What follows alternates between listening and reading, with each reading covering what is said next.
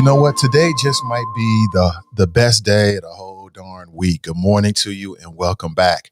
Now, let me give you a heads up. Coming up at 9 a.m. this morning, we're scheduled to get a phone call, not a Zoom call, but a phone call from Charlie Winburn, a longtime member of City Council. You might remember he ran for Hamilton County Treasurer in 2020 and lost. I think he lost by like 2%.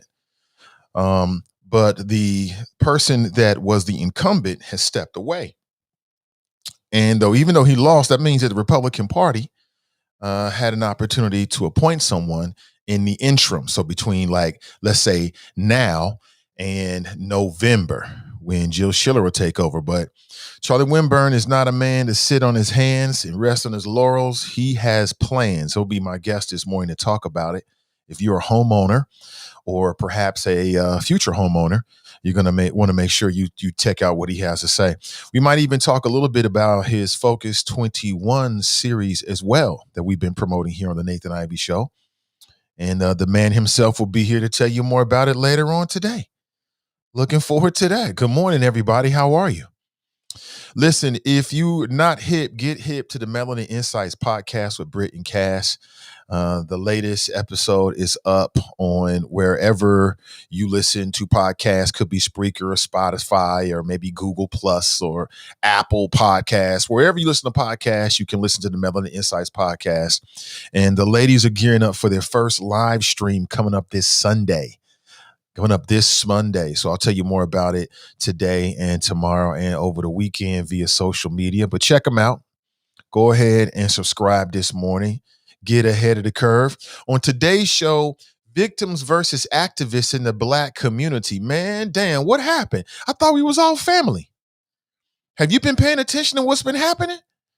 Damn, the mother of a Black man that was killed tragically by police has been calling out some of the activists, some of the same folks like Tamika Mallory and Ben Crump and Lee Merrick. She called them all out. And then Sean King got involved via Facebook, and he's got a very, either you hate him or you love him type of relationship with the audience out there. And it just begs the question. I mean, damn, what's up? Who's real and who's fake?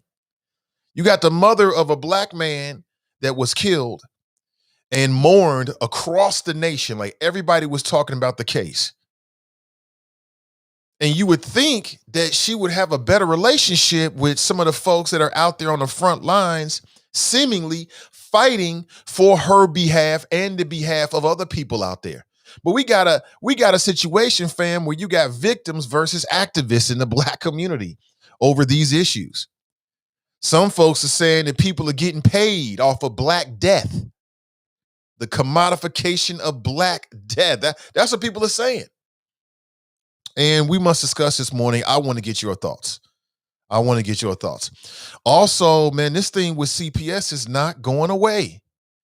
I received a media update and media blast from what appears to be the representation of families at Walnut Hills and perhaps beyond. For immediate release, CPS plan fails the majority of families and creates sacrificial lambs at Walnut Hills High School. Sacrificial lambs at Walnut Hills High School? Yeah, that's what they're saying. I'm reading it verbatim right now. Let me read more to you, and then we'll get started. This is how it starts. It was dated yesterday. The Cincinnati Public Schools CPS Administration and Board of Education has falsely dichotomized the situation in Walnut Hills High School as remote instruction versus in-person instruction. In the process, CPS continues to fail the majority of students and families who want some safe in-person experience and also some high-quality remote learning. CPS did not arrange for either of those things to happen and has effectively alienated the majority of families enrolled at Walnut Hills High School. Damn. I'm a Walnut Hills parent. I have to search my feelings to see how I feel about this. Telling you, this is ill. This gets real. And then over the last, I don't know how long it's been, I'd say the last couple of days, I've received some more information. suggesting that there's a lot of question marks about Walnut Hills and their ability to keep people safe and also accommodate the plans of the board. There is a lot of questions about that, about the ventilation system, about the ability to safely social distance. Man, listen, this is just getting started. It's not over, family. That's all I'm here to tell you. So buckle up and get ready. It's the Nathan Ivy Show. We're live, we're local, and we are extremely vocal. CDM is home of the most unfiltered Black voices in the Cincinnati market, bar none. Collectively, we keep it as real as it possibly can be. All right. On all the issues that matter to us most here locally, regionally, nationally, culturally, whatever the conversation may be. But that CPS Walnut Hills thing is not going away. Like I told you, is this the lawsuit that I've been hearing about?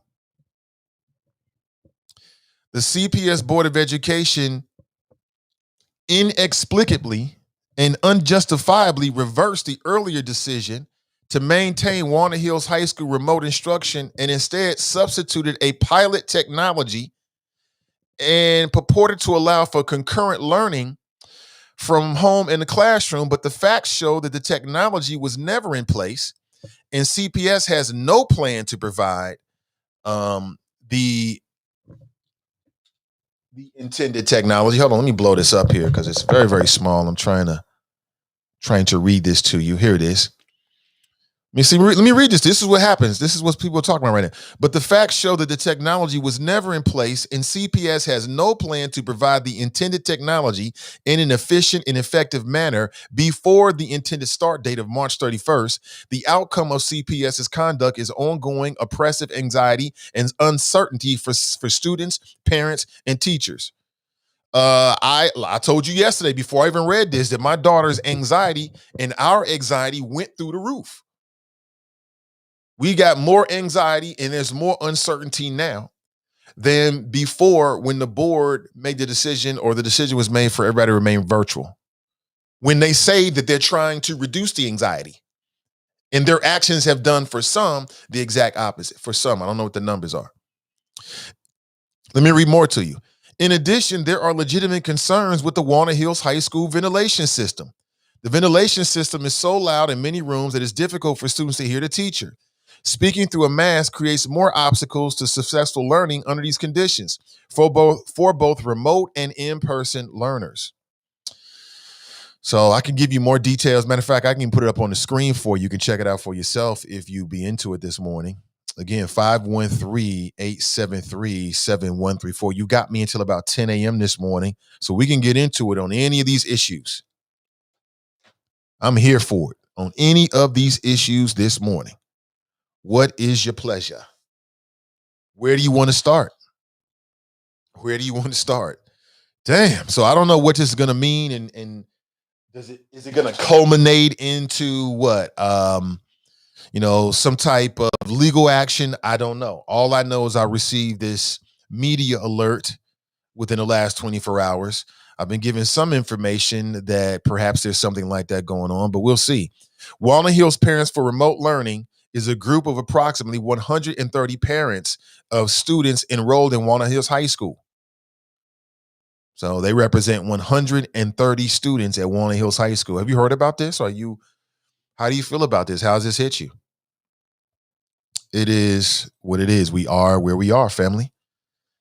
We are where we are. Let's get into it. Hey, good morning to you. Welcome back. How are you? Hope you're doing well. Yes, let me button this up. I like it button to the top. Some days we'll do that today. Yeah, it's real out here, family. They're not going to let it go. They're not going to let it go because they've got skin in the game. They're not going to let it go. These parents are not going to just say, you know what, just shovel some shit my way and tell me anything and keep me in the dark. And I'm just going to just accept it because that's what you tell me to do. That's not what they're going to do. And if it doesn't make sense, they're not going to let it go. If it's not safety, they're not going to let it go. They're not going to let it go. Listen, I'm not going to keep I'm going to keep making this point anytime we bring it up. I'm not going to say it right now, but you already know how I feel about it. We had the safest and best option, and the school board argued against the safest and best option for an option that appeared to give people more choice. And that's where we are. Do you think this will have any impact on the decision coming up or the date coming up on March 31st? I don't know. I have no idea. I have no idea. Your guess or your insights will be there. It is, Melanin Insights. Anytime anybody says insights, I want you to see this promo. Melanin Insights podcast with Britt and Cass. Brand new podcast. Check it up. They got about 4 episodes in the can, really more than that. They've been working hard behind the scenes. And they're going to debut, pardon me. Where's the water? They're going to debut, pardon me. They're going to debut the podcast, the live stream this weekend on Sunday. So please check it out. Please check it out. Good morning to you. How are you? Hope you're doing well. What's that? You doing good, good, good. I got a video, it's really an audio, of an interview between Tamir Rice's mother, Samaria Rice. Now, that was a case that happened in the state of Ohio. Remember her son? He was at a park. Somebody made a 911 call saying that he may have had a weapon, but they didn't really think it was. They thought it was a toy gun. The police rolled up and basically they didn't give this young boy a chance. Before he knew what was happening, he was being fired upon. They killed him and said, oops, my bad. That was Tamir Rice. His mother, Samaria Rice, and I don't think anybody can argue this woman doesn't have a right to speak her mind on whatever the case may be. If this is how she feels, then damn it, this is how she feels. She's grieved and lost enough. And quite frankly, collectively, we really haven't done a damn thing about it. Let's be real here. We ain't really did enough. We haven't really done enough. And anybody hip to Tamika Mallory? And I'll be honest with you. Let me be honest with you. I didn't watch the Grammys, but the Grammys was on in my house. My wife was watching it with my daughter. They were vibing. My son was running in and out. They kept making them go upstairs when it was more adult stuff or something. I don't know. I don't know what was going on. I was doing other things, but I did hear that Tamika Mallory was going to be a guest. Hold on one second.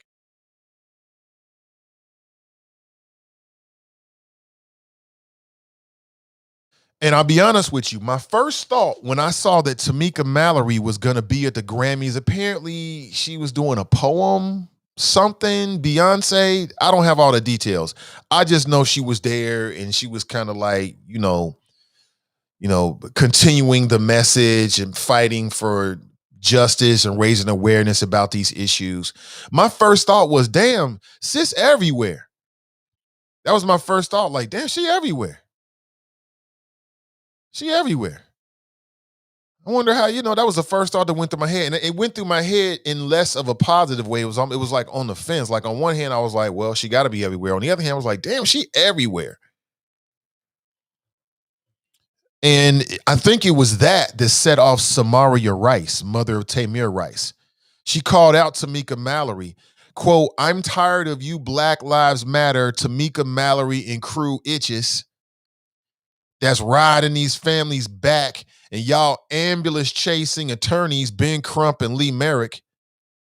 2, y'all have effed up our fight and y'all can kiss my ass too. Make it make sense. You can't be working with the devil. Wait. You can't working with devil. It's easy to do. F y'all. So I don't know what's going on with Samaria Rice, but if I was one of them individuals, I would have reached out to her like, hey, what's going on? What's the problem here? What's going on, sis? What you need?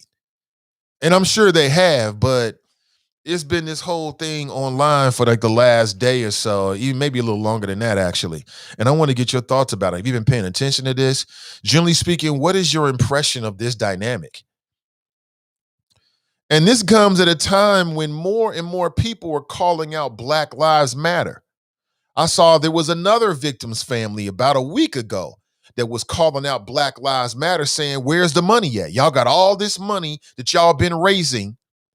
And every time somebody gets killed by the police under suspicious circumstances, they become a martyr.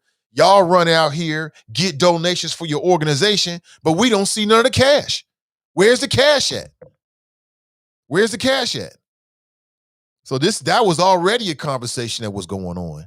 And now you have this situation where, again, and people long been calling out Sean King. They've been calling out Sean King. I haven't heard a lot of people call out Tamika Mallory. She's got an organization. What's the name of her organization where she's been like raising awareness about what happened with Breonna Taylor? Matter of fact, I even reached out for an interview with her for a podcast that we do here, and never got it. Well, never. I can't remember. Maybe I did get a response, but I didn't get her on the show or something like that. I can't remember the details on it, but I don't know. I mean, when I see Tamika Mallory on the screen, what she's saying always seems to make sense. Daryl writes, it was Michael Brown's father. You're right about that, Daryl. You're right. It was Michael Brown's father. He was like, y'all out here making all the money, but we on the front lines. Where's the cash at? We need 20 mil. There was a report that came out a few months ago that said that Black Lives Matter had $100 million. Like, they living good over there. They didn't raise a lot of money. And I can see that. I'll be honest with you. If I was the family member of a victim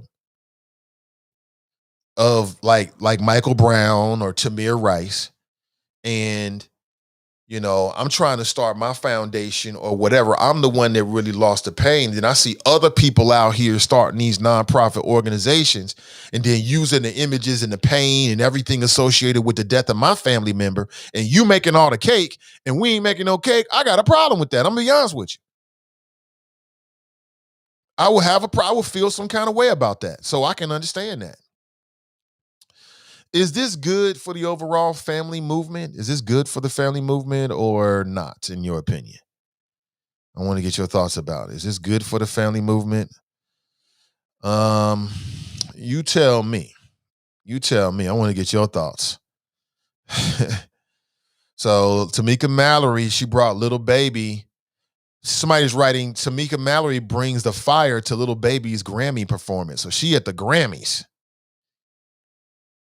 Now, if you're Tamika Mallory, if somebody asks you to go to the Grammys and perform and you're doing a poem, you're going to go. Why? It benefits you. Number one, it raises your profile. You stand in front of the whole world, a lot of big time entertainers. All these music entertainers are watching the Grammys because either they have won a Grammy and fantasize about winning another one, or they haven't won a Grammy and they fantasize about winning a first one. So all these big time people with money watching, man, shoot, I bet you the donations went up after her Grammy appearance. Makes sense. People feeling sympathetic. I want to do something, but I'm not close to it, so I'm going to donate to sis because she's already set up and doing it, and that way I can feel good about doing something for the community. You know how it works. But apparently that appearance kind of set some people off. Samaya Rice, mother of Tamir Rice, calls out Tamika Mallory and other neoliberal activists. She states, you Black Lives Matter itches riding these families' backs. Y'all have effed up our fight. Really? Is that what effed up the fight? Number one, is the fight effed up? Is the fight effed up, number one? And number two, is this how it got effed up? Again, I'd like to get your thoughts about it. 513-873-7134. Let me jump inside the Chop Shop family. Tanika Rice, good morning, Nate and the Choppers. Good morning to you. Ray Rice here. Ashley Rice, good morning, Nate and the Choppers. Happy Friday Eve. Pat Rice, good morning. Raphael De La Ghetto writes, rise and shine, young stars. The richest Black person in America is Kanye West, worth a reported $6.6 billion. Is that right? I didn't know that. 6.6? Man. From selling those ugly ass clothes and sneakers? Some of those Yeezys, man, the hype beasts love them, man. The sneaker freaks, they love them.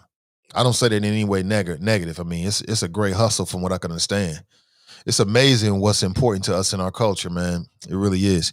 CG Dub Rice, good morning, Choppers. Good morning to you. Tracy Rice, hi. Good morning. Drops in the house. He writes, good morning, Choppers. What's in your wallet? Has the Black Lives Matter grift team been exposed? Race hustling gone awry. Wrong. The last episode of the Black Not Democrat podcast hosted by Drop. Okay, he put the link in there and everything. It's funny that you steady calling out black race hustlers, but you don't be calling out these white race hustlers like Tucker Carlson. I know you love you some Tucker Carlson, don't you, Drop? He's probably your favorite on Fox. Race hustler. But he's a white race hustler, whipping up white people's fear about the upcoming, melanated apocalypse. They're going to be taking over. Same thing. Brian writes, good morning. Good morning to you, Brian. How you doing, sir? Good to see you, brother, as always. Yes, sir. Good morning. Pat writes, good morning. Tracy writes, good morning. Brandy writes, good morning. Jerome writes, good morning. Joe writes, morning. Kelly Prather writes, good morning, everyone. Hey, what's up, sis? What's up, Kelly? I was not happy to see that the board did not vote to allow you to be on the ballot. And I'm not happy about that. And I think your voice would have added to the conversation and pushed the issues, most certainly. But what's next, sis? I saw on Facebook that you was going hard at the state level. Is that true? Is that true? Andrea writes, good morning, Nate and friends. Good morning to you.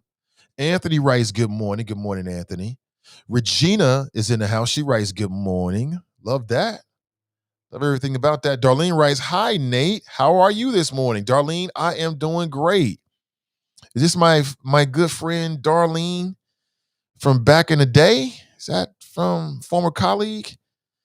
Is that it? If not, you might be like, hell no, that's not me.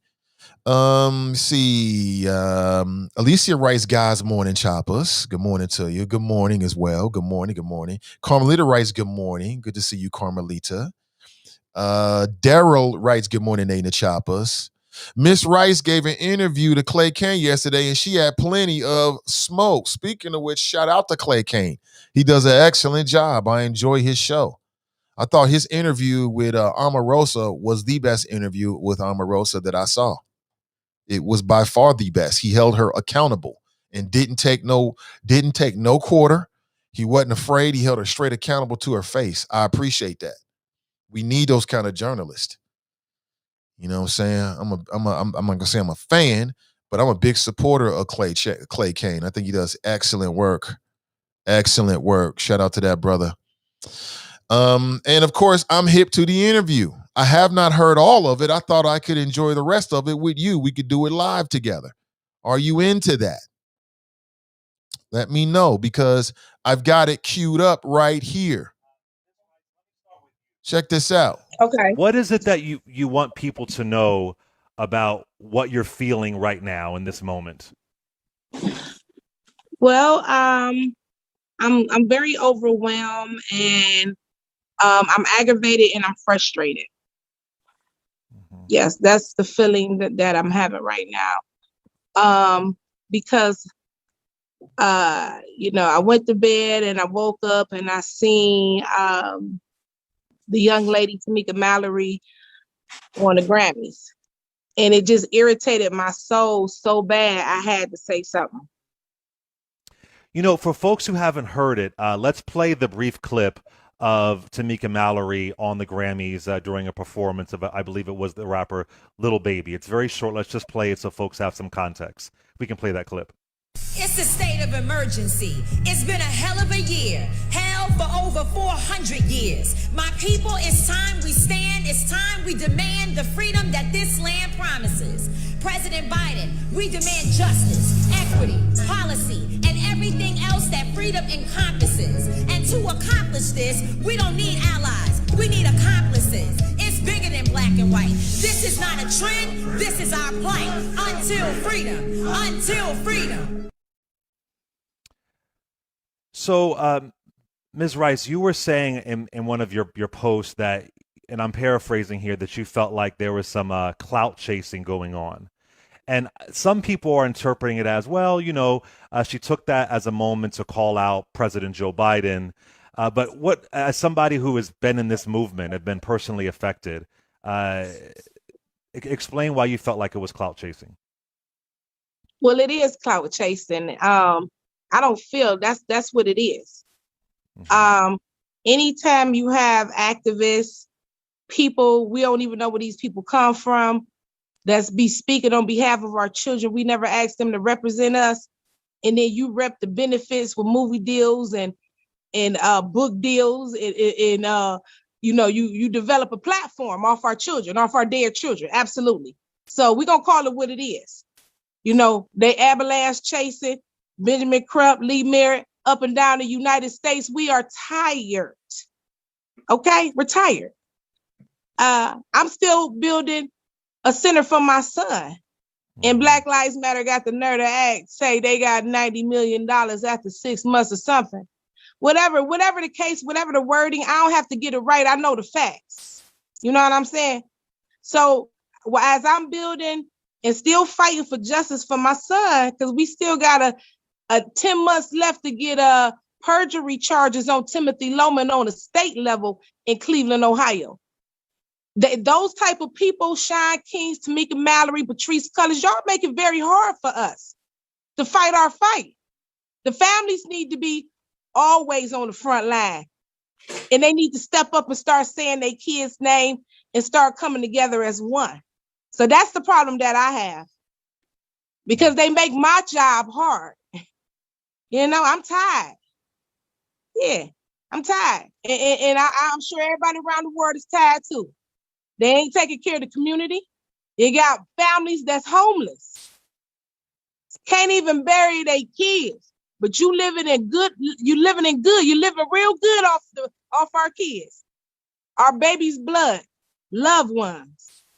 So I have every right to be angry and mad.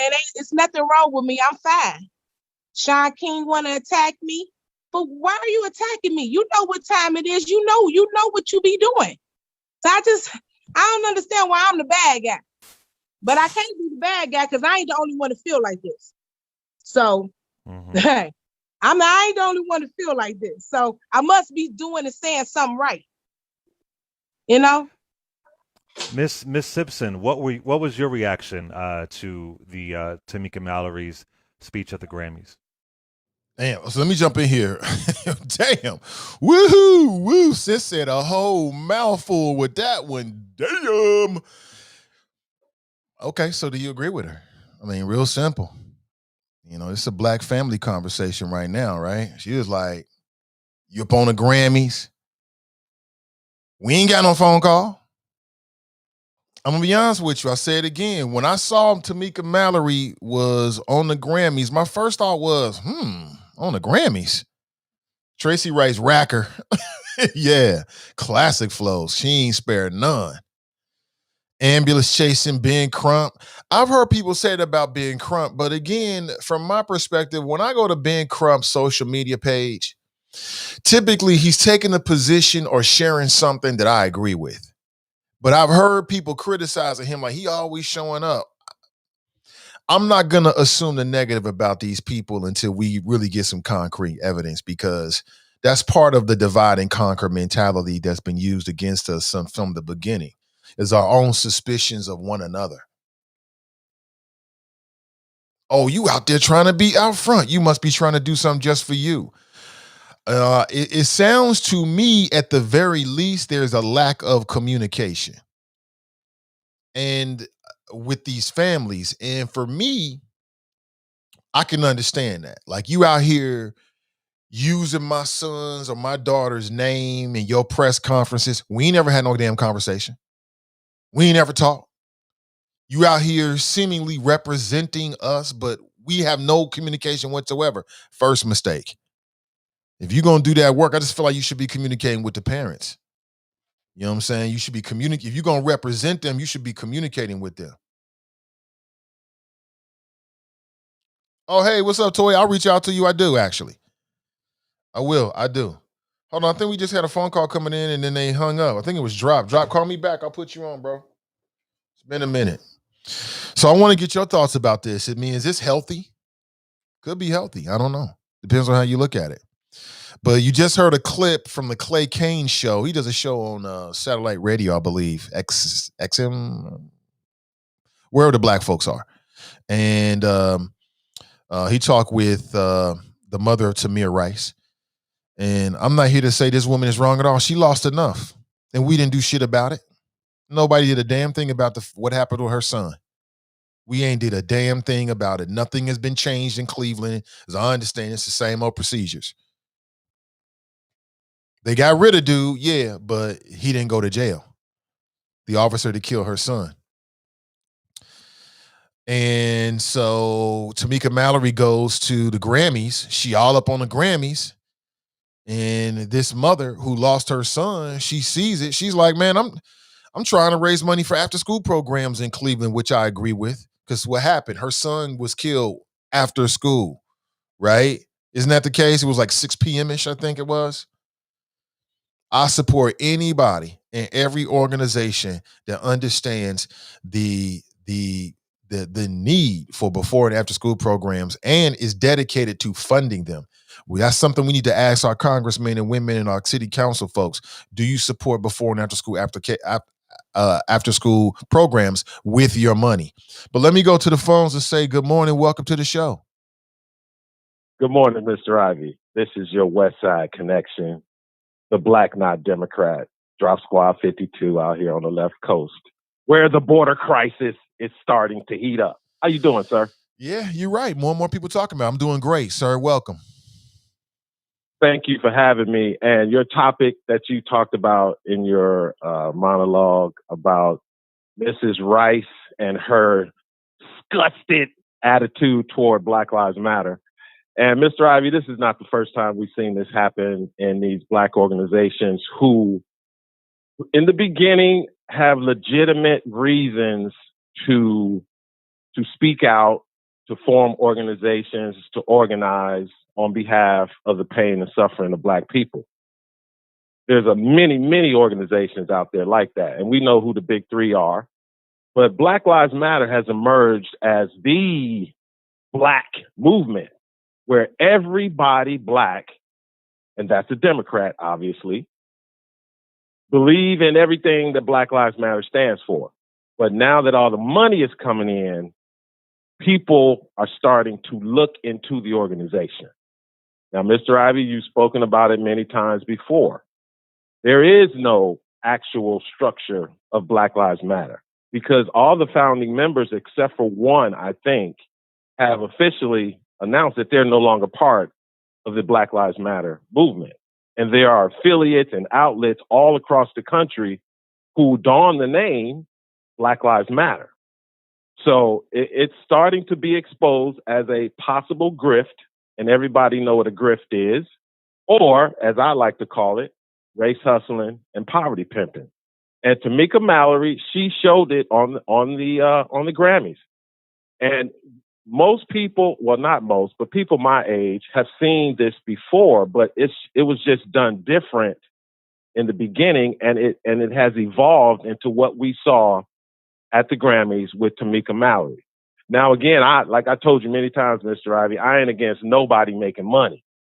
But all I'm saying is this organization is beginning to implode, just like the Lincoln Project imploded, all because of money. Cash rules everything around me. Get the cream. And before I go, I want to give a shout out to Campaign Kelly Prather. Get in the cash in. When's the next election? Because, again, this is all part of the political grift. Did you say get into or cash the race in? hustle. Get into cash in, Mr. Ivy. We all know. Well, I can't say we all know, but I've been listening to your show long enough. And Kelly Prather has done this 3 times, Mr. Ivy. From what I remember, 3 times she's been in elections, and our resident political pundit or correspondent, Black Russia, he has exposed her many times, and he exposed the game and how it works. And like you said, Mr. Ivy, it's politics. It happens in the Republican Party. It happens in the Democrat Party. Some people call Candace Owens a grifter. Some people call Diamond and Silk a grifter. Some people call Detective or Officer Tatum a grifter. Yes, Mr. Ivy, they're on both sides, Mr. Those are all reverse race hustlers, right? I just told you, Mr. Ivy, it happens on both sides of the aisle. You wrong to call out Kelly Prather like that. You do not know her. You're dead wrong to do that. Okay. Let me ask you a question. Is Kelly Prather a public figure? I would say so. Okay, because you accused me, you called me a public figure, and I'm just a caller on your show. So this woman is running for a political campaign. She is a public figure. She better be ready to take this heat from a black not Democrat, because I'm gonna call it out. Okay, so because like she's a public figure, Mr. Ivy, you're right about that. But let me just make sure we understand what we're talking about. You're right. When you're in the public, you got to take the good with the bad, including your bad observations into her motivation. So you're right. It does come with the situation. Right, and it's not that it's a bad observation. It's just an observation. Like I said, I'm not against anyone making money.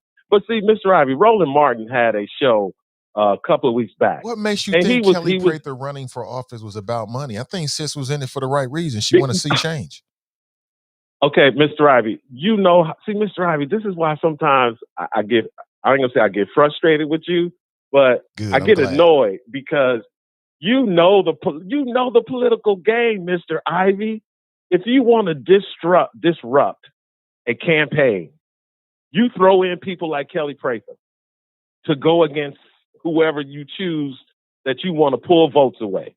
It happens all the time, Mr. Ivy. You remember guys like Kelly Prather. What makes you think that Kelly Prather was thrown into the race? I think that she chose to be in the race.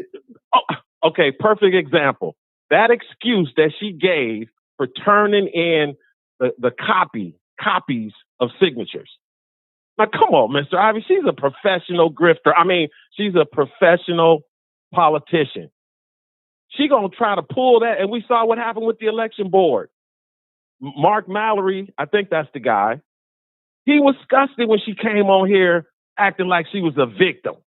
Joe Mallory. So again, I have nothing.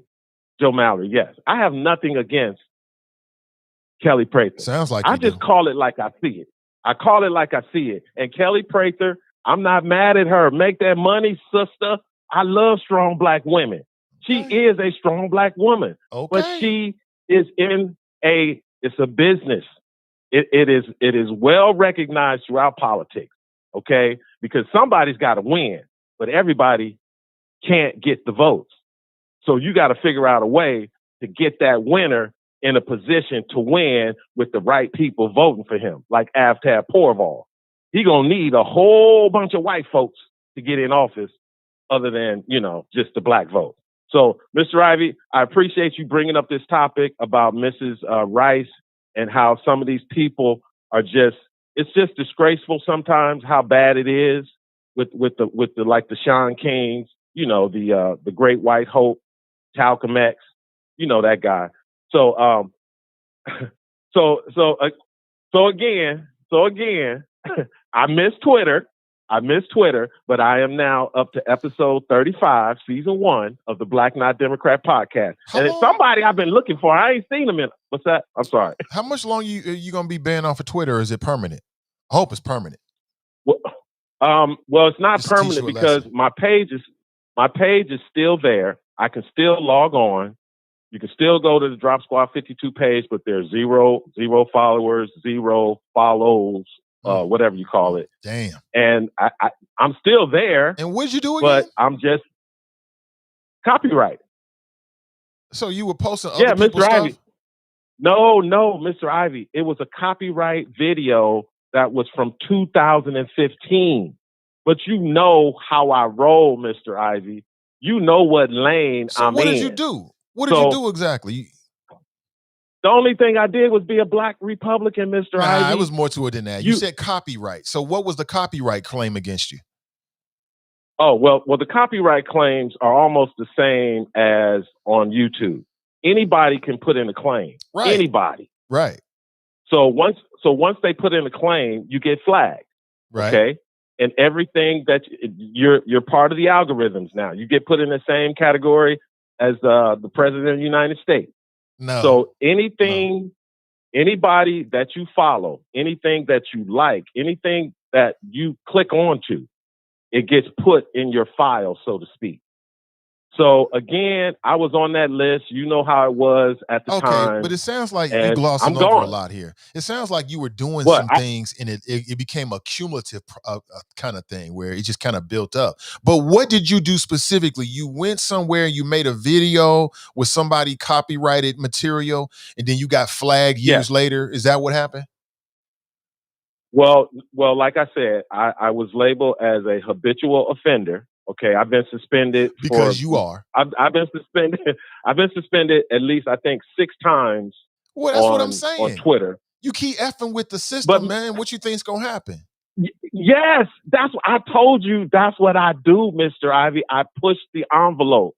Okay, I'm not saying I was intentionally trying to be suspended, but I had pushed the envelope so much that they had to go back to 2015 and pull up a Drop Squad 52 video and say that was it. I'm still there. They didn't completely remove my page. Oh, I hope they do. And when they completely remove your page, I hope they do. It's nothing there. I hope they do. I hope they completely remove. That'll teach your ass a lesson.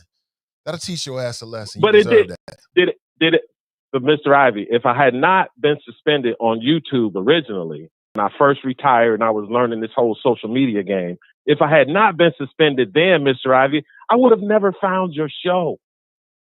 Well, without me being suspended from YouTube, it led me to the greatest podcast in the greater Cincinnati area, and now in the Midwestern region, and pretty soon across the United States, the Nathan Ivy Show. So that is a good thing. So, yeah. So, I mean, here I am now. One door closed, another door open. Exactly. Another door closes, then the podcast door open. Right. So I'm just in the season 1. I'm learning how to work my thing. And I'm here, Mr. Ivy. 4 years, almost 4 years of retirement, and I'm doing my thing. But there's one thing I got to ask you real quick before I go. Sure. Where's Glenn? What happened to the Political Petty podcast, Mr. Ivy? For some reason, it's lying dormant. Man, so don't worry I'm going to leave man's with that podcast. question. He's fine.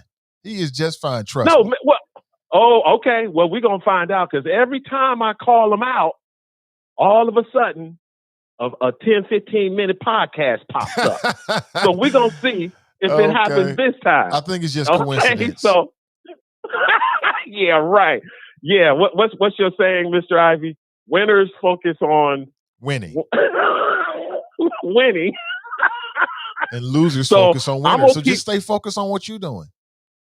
So I'm going to stay focused, because you know my saying, Mr. Ivy, it's not how you start, it's how you finish. So get started and finish strong. Drop Squad 52, drop a science to anyone who wants to catch it.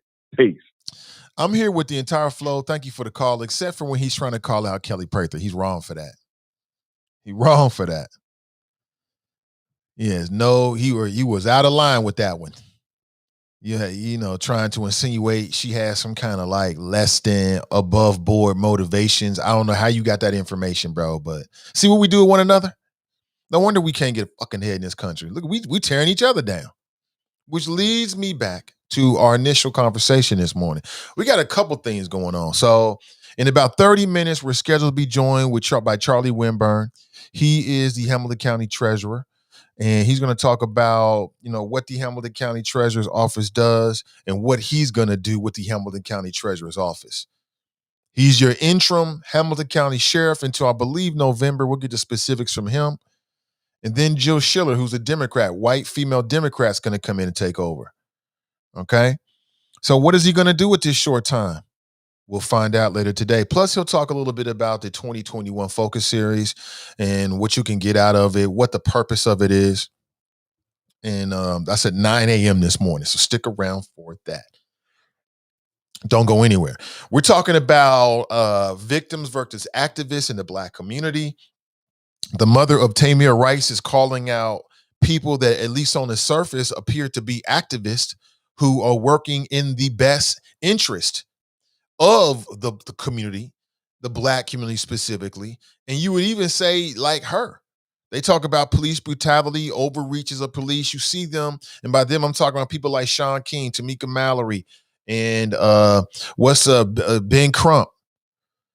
I just saw Ben Crump. We played a video earlier with the sister down in Houston, I believe it was, and then the man tried to carjack her, and then the police opened fire on the man while she was in the car. They didn't know the baby was in the car. A bullet grazed the head of the baby. They had to remove a portion of the skull of the baby because of brain swelling. We don't know what's going to happen with this little child right now. Guess who her lawyer is? Ben Crump. Ben Crump. And again, why is he in all of these cases? Is it that he has such a name right now so that when something happens, people think of him? Or is he actively sort of like ambulance chasing these cases and offering his service because, he feels like he's got a certain expertise? People in this audience have called out Ben Crump. So we're talking about that. If you got an opinion about it, I played a little bit of an interview she did with Clay Kane recently. There is a group of Walnut Hills parents who've come together, and looks like they have legal representation, and they are now at this point appealing to the media. I got a press release titled "CPS Plan Fails the Majority of Families and Creates Sacrificial Lambs at Walnut Hills High School." If you're a Walnut Hills High School parent, do you feel like your child who may is a sacrificial lamb? I'd like to get your thoughts about that.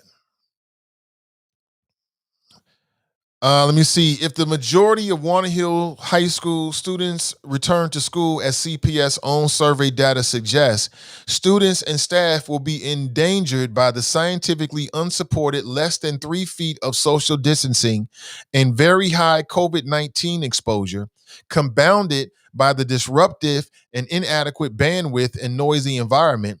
This selective adverse detriment to Walnut Hills health and education is not lawful and is not equitable. That sounds like lawyer talk. Doom, doom, doom. I mean, as we know, the district has lawyers for situations like this, and we know because their lawyers are in court right now on the Gabriel Tae case. Any opportunity to bring up that young man's name, I'm gonna take. You already know that. If I don't do it, nobody else will do it in this city.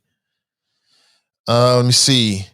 Trying to get as much. So I read the majority of it to you already. It's 1, 2, 3, 4, 5, 6 paragraphs, so really not that long. And was put out sometime between yesterday and today. And I'm going to reach out to see if the lawyers involved are available for a conversation. And if so, I'd like to talk with them here on these airways. I would even do an emergency, sort of like, not an emergency, but like a special broadcast for that sometime during the day. Okay, I would even be down with that. So hold on one second, family. I got to take care of something, all right? Don't go anywhere. I'll be right back. I'm not going to leave you alone. I'll leave you with a little bit of something until I come back. Don't go anywhere.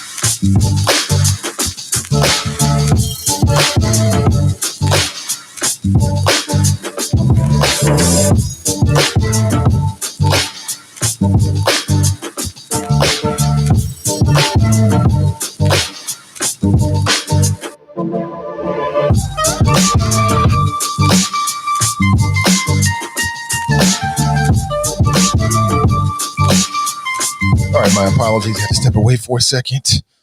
Appreciate you. I want to burn the whole house down. I had a pot that was boiling, and you know how you can smell it? That's not a very good sign. So make sure I don't burn down the home that I share with my children and my wife. That would be a bad way to start the Thursday. Appreciate you for that. Good morning, everybody. Hope you're doing well. Beautiful, glorious Thursday morning, and a lot to talk about. So that's what's happening, in the world Warner Hills. Warner Hills did not have the bandwidth to accommodate live streaming or even simplistic Google Meet instruction.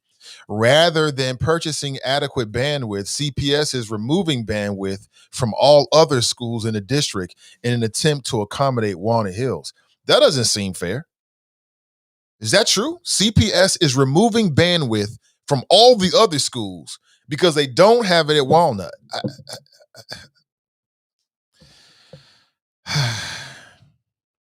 Even so, the bandwidth is inadequate, and there will be constant buffering and crashing, thereby interrupting both in-person and remote instruction. You know, what the fuck did we pay for?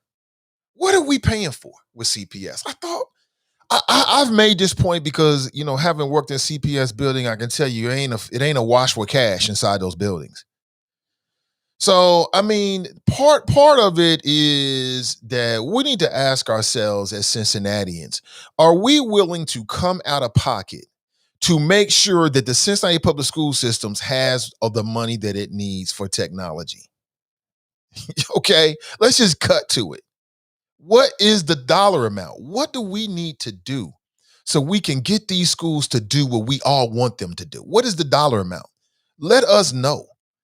You know what I'm saying? I swear, these levies come up. It seems like they're always asking for less than what they should because they're afraid the public won't go for it. But then the public pays this money, and the expectation from the public is that you got enough because we gave you what you asked for.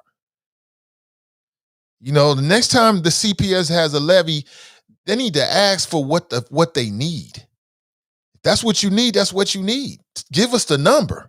So we can stop playing these games back and forth. You can't do this. We could, shoulda, woulda. If you need money for technology, then if all of us parents are concerned, we need to dig into our pockets and make sure that CPS has whatever they need. I don't think it's an unreachable dollar amount collectively so that they can do what we expect for them to do. I mean, it's a little ridiculous. It really is. It's 2021. You can't live stream from a school.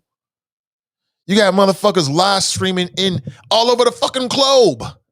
Everybody's live streaming. You got live stream networks, Twitch, and we can't live stream from school buildings.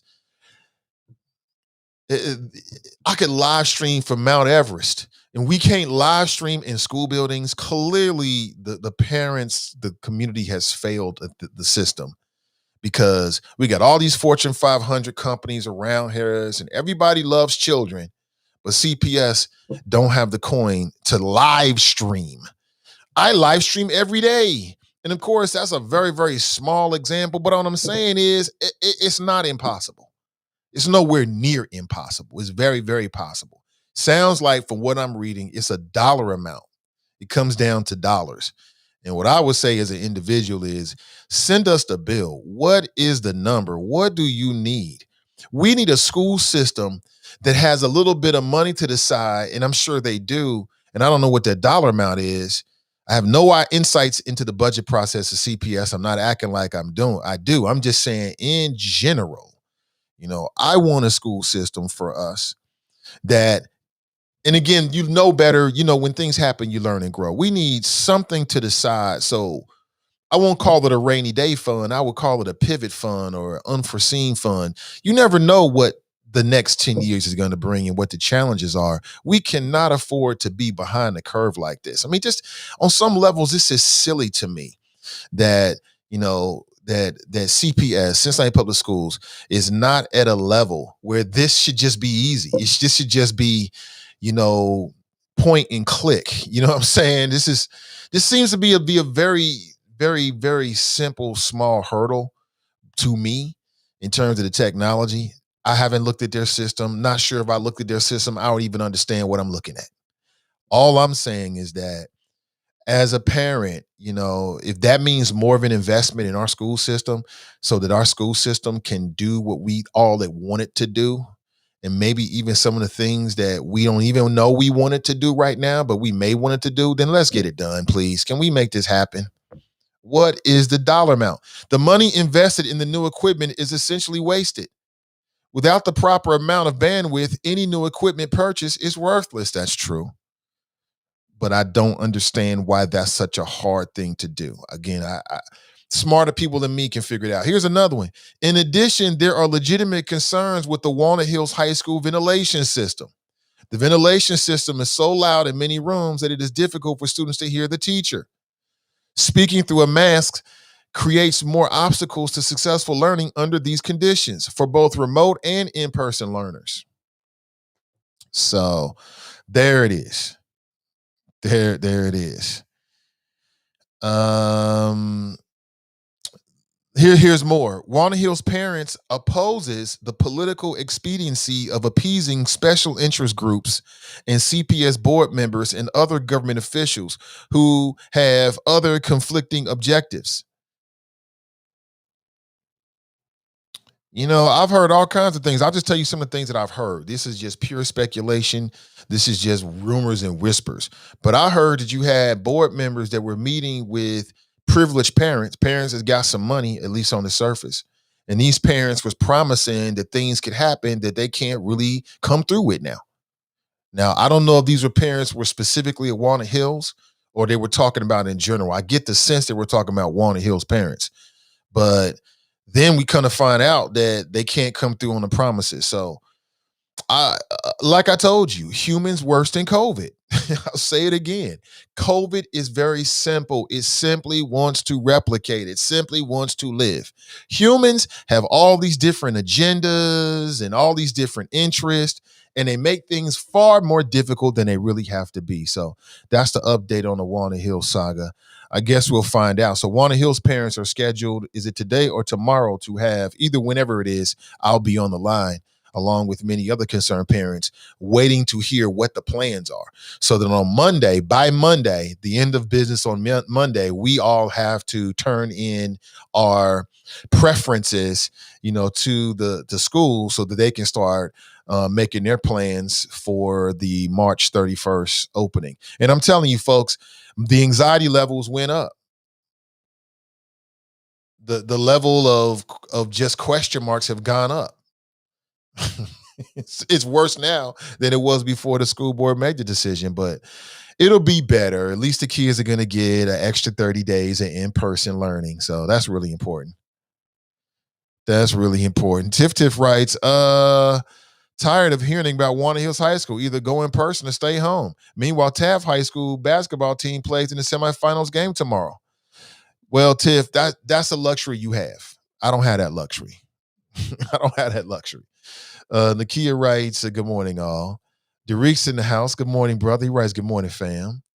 Danita writes, good morning, all. For my peeps who cringe at grammatical and spelling errors from my coworkers and Facebook feeds, let's encourage Think and Spell Thursday.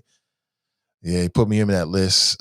Crystal writes, good morning, fresh out of Facebook jail. What did I miss? They had you in Facebook jail, sis? What the hell? Danita asked a question, too. What did you do? I blame my grammatical inspiring errors on the Google voice that text and multitask.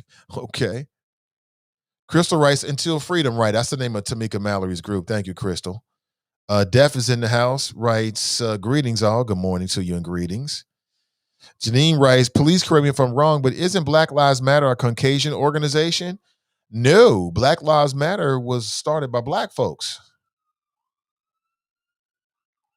Yeah, Black Lives Matter was started like on Facebook. We started with like a Facebook post by two Black women. Now, who's running it now, I can't tell you, but that's how it started. Dale writes, the families feel there is commodification on their loss. And I can understand it. People say the same thing about Shaun King. People said the same thing about him. Now they're saying the same thing about Tamika Mallory. And what I'm trying to figure out is, I think this happens. This comes with the territory. Like, I don't care who you are and what you're doing. You can be the number one activist for the Black community ever. There's going to be some Black folks that's never going to accept you. They're going to be suspicious of you. They're going to think that you're doing this to make some money on the side for yourself. That just seems to be like par for the course. And that's what's happening with them. I want to know what you think. What's up, OJ? He writes, good morning, Nathan and the Choppers, TWE. What's up to you, brother? Got to catch up with you. David's in the house. He writes, present. Def writes, would Malcolm X going to the Grammys? Would be going to the Grammys? Hell no. Would Malcolm X go to the Grammys? I don't know. I don't know. Maybe he would.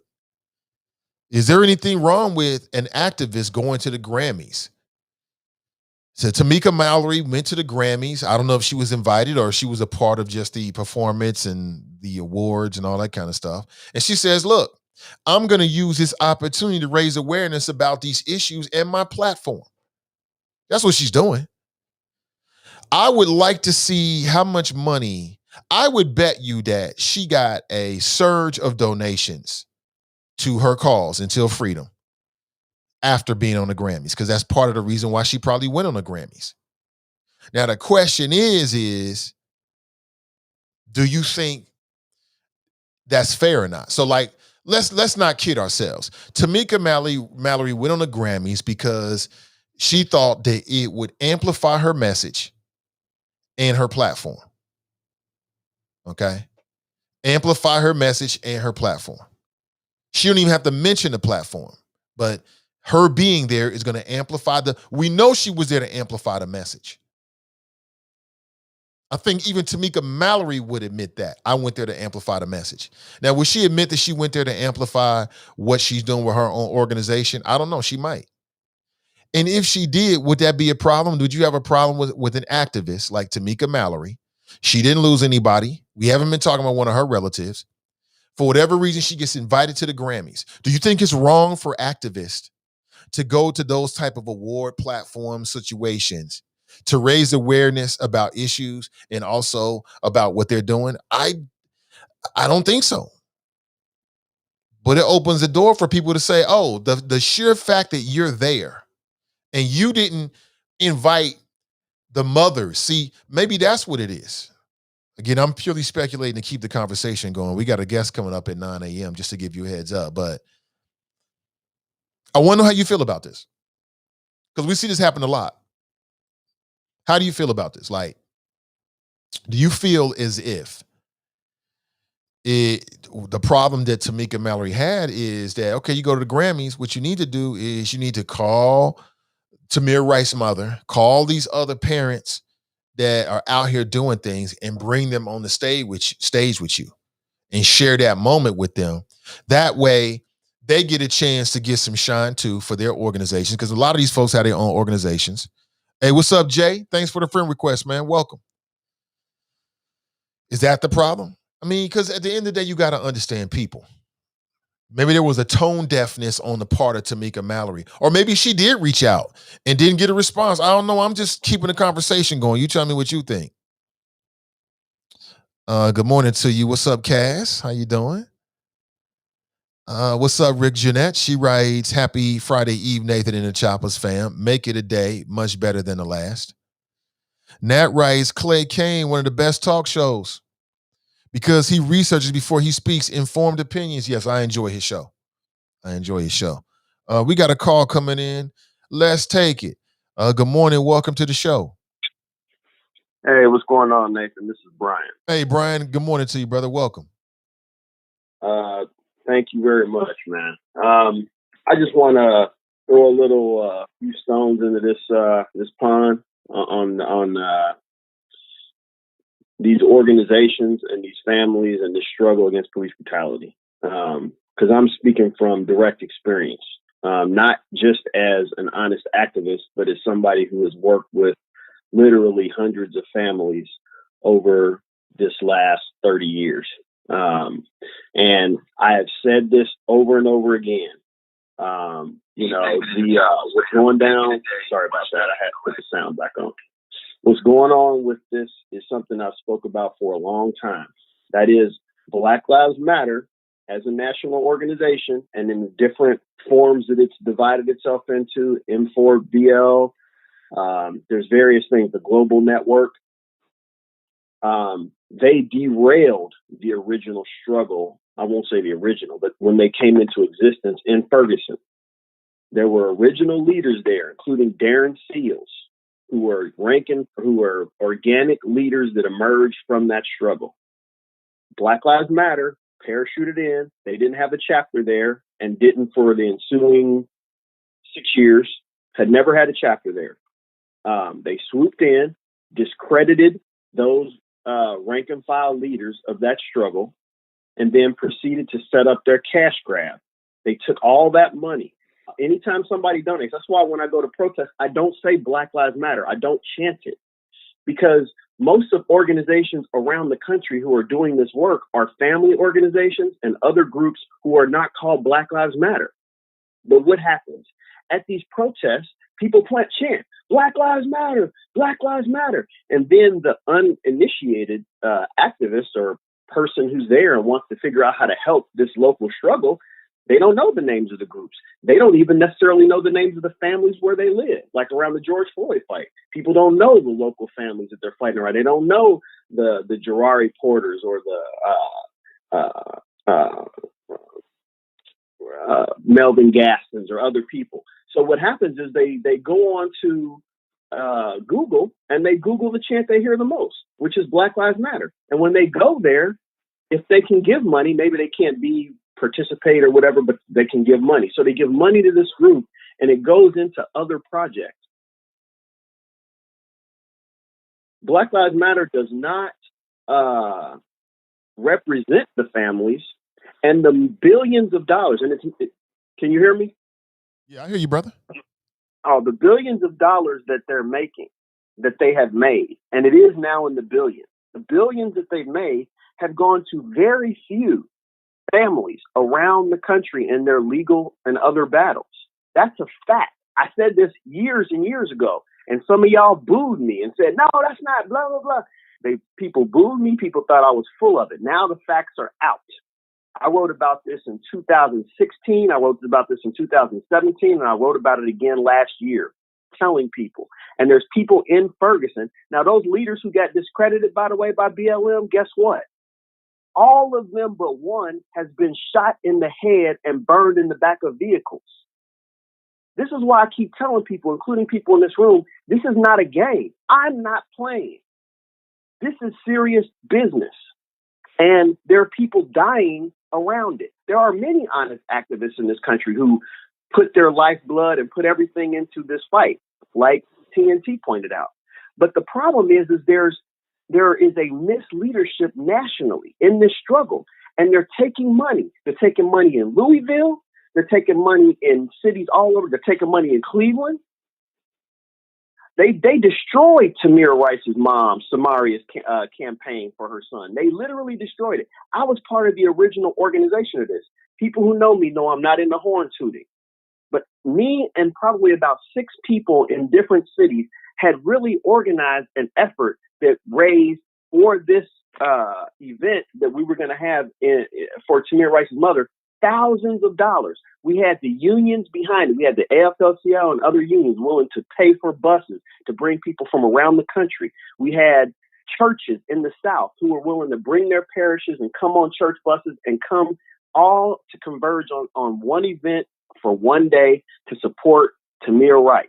What happened? BLM, Sister Samaria called them.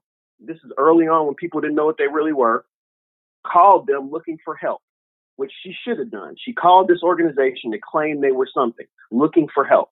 When they sent their representative in, they proceeded to destroy all the work that we built.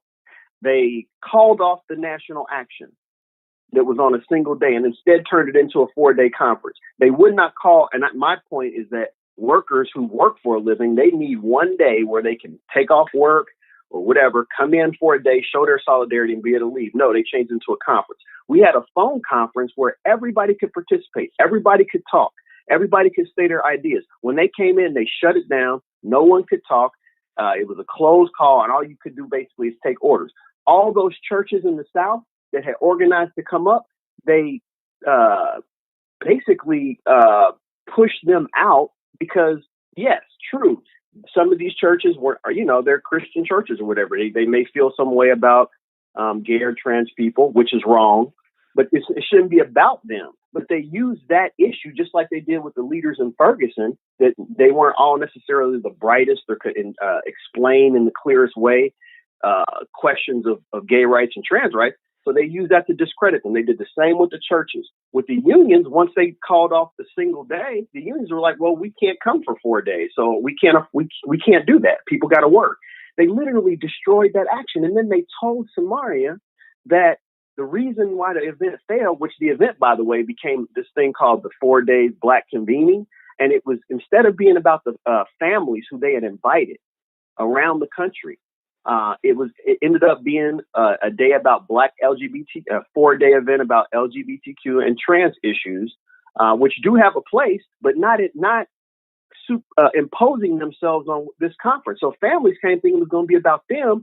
They came and probably 10% of it was about them and the rest was about this other stuff.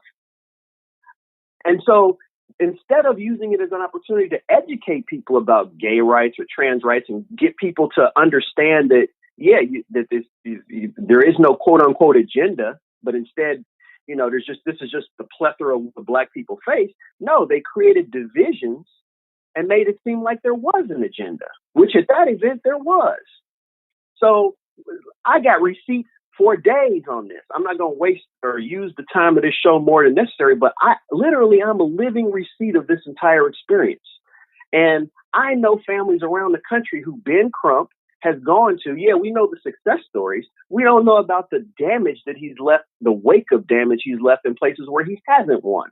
And yes, I know he's not an individual. He has a firm, but that's what they do. They get elevated as these major names, and then families, innocent families who don't know any better, call them looking for help because they won something, just like Sharpton. Sharpton says something about one, he's a big media gatherer, so they think he's going to help them, so they call them.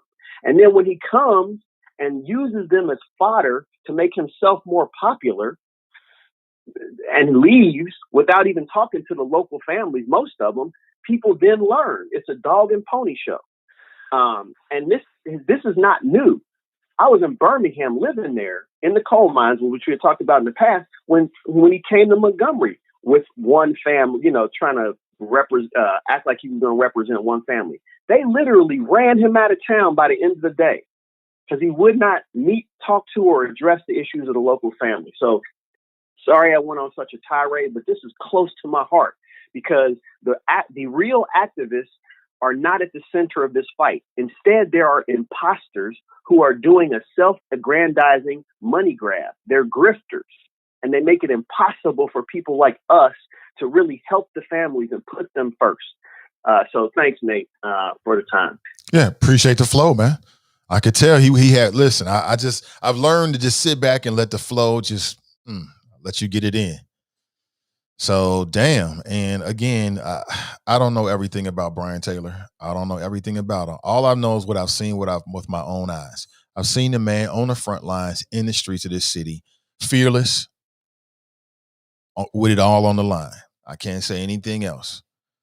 But when he talks about his connection with some of what's going on in Activision, I believe him. I know that to be true about him. He ain't bullshitting. So I appreciate your insight in particular, because I know you out here doing your thing yourself. All the folks out there, I know a bunch of activists, man. They're serious people. They ain't about no games. Life or death. They understand the seriousness of the moment.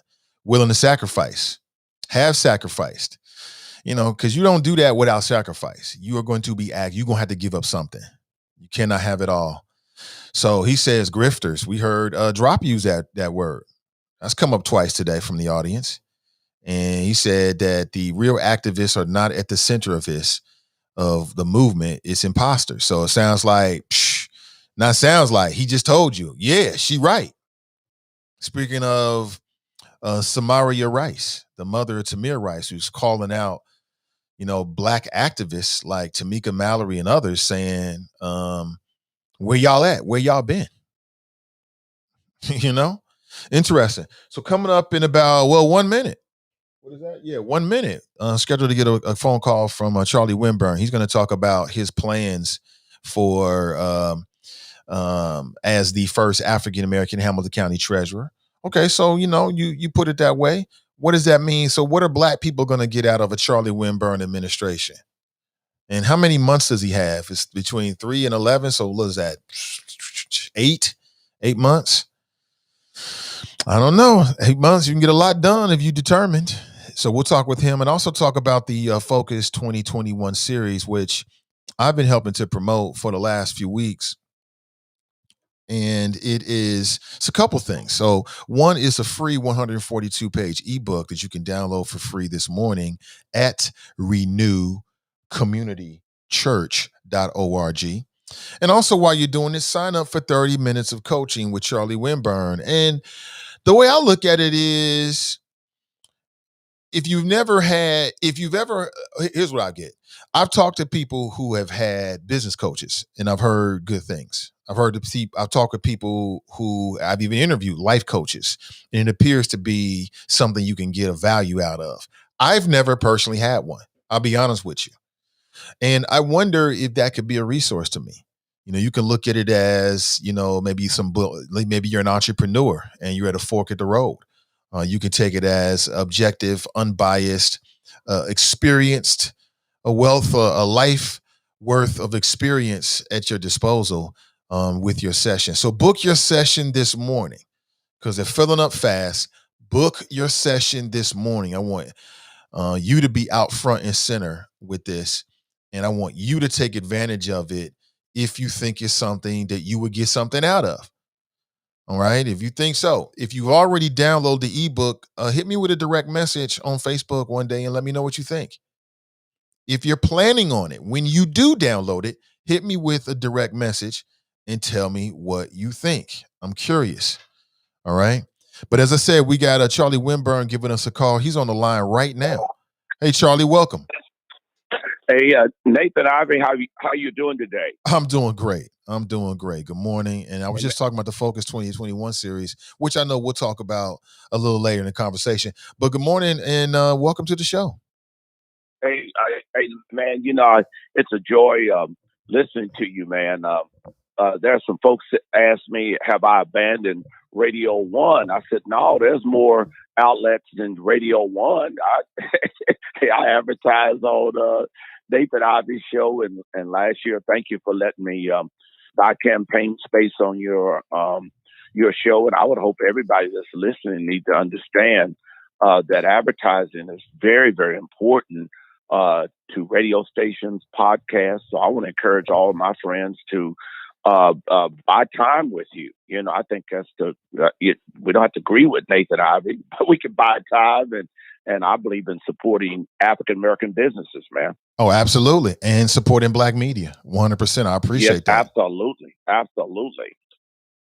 So let's talk about it. So let's take it from the top. And again, the swearing in is tomorrow, which is open to the public. Matter of fact, we can hit a couple stones while you're on the air this with me this morning. The swearing in is going to be over at Corinthian Baptist Church from 1 p.m. to 2 p.m. And that's at 1920 Tennessee Avenue. It's a swearing in reception honoring Charlie Winburn. He's the first African-American Hamilton County treasurer. That's tomorrow. Is that going to be live streamed at all? Well, the team decided not to do it. We just wanted to, invite everybody. I tell you, RSVPs have been coming in, man.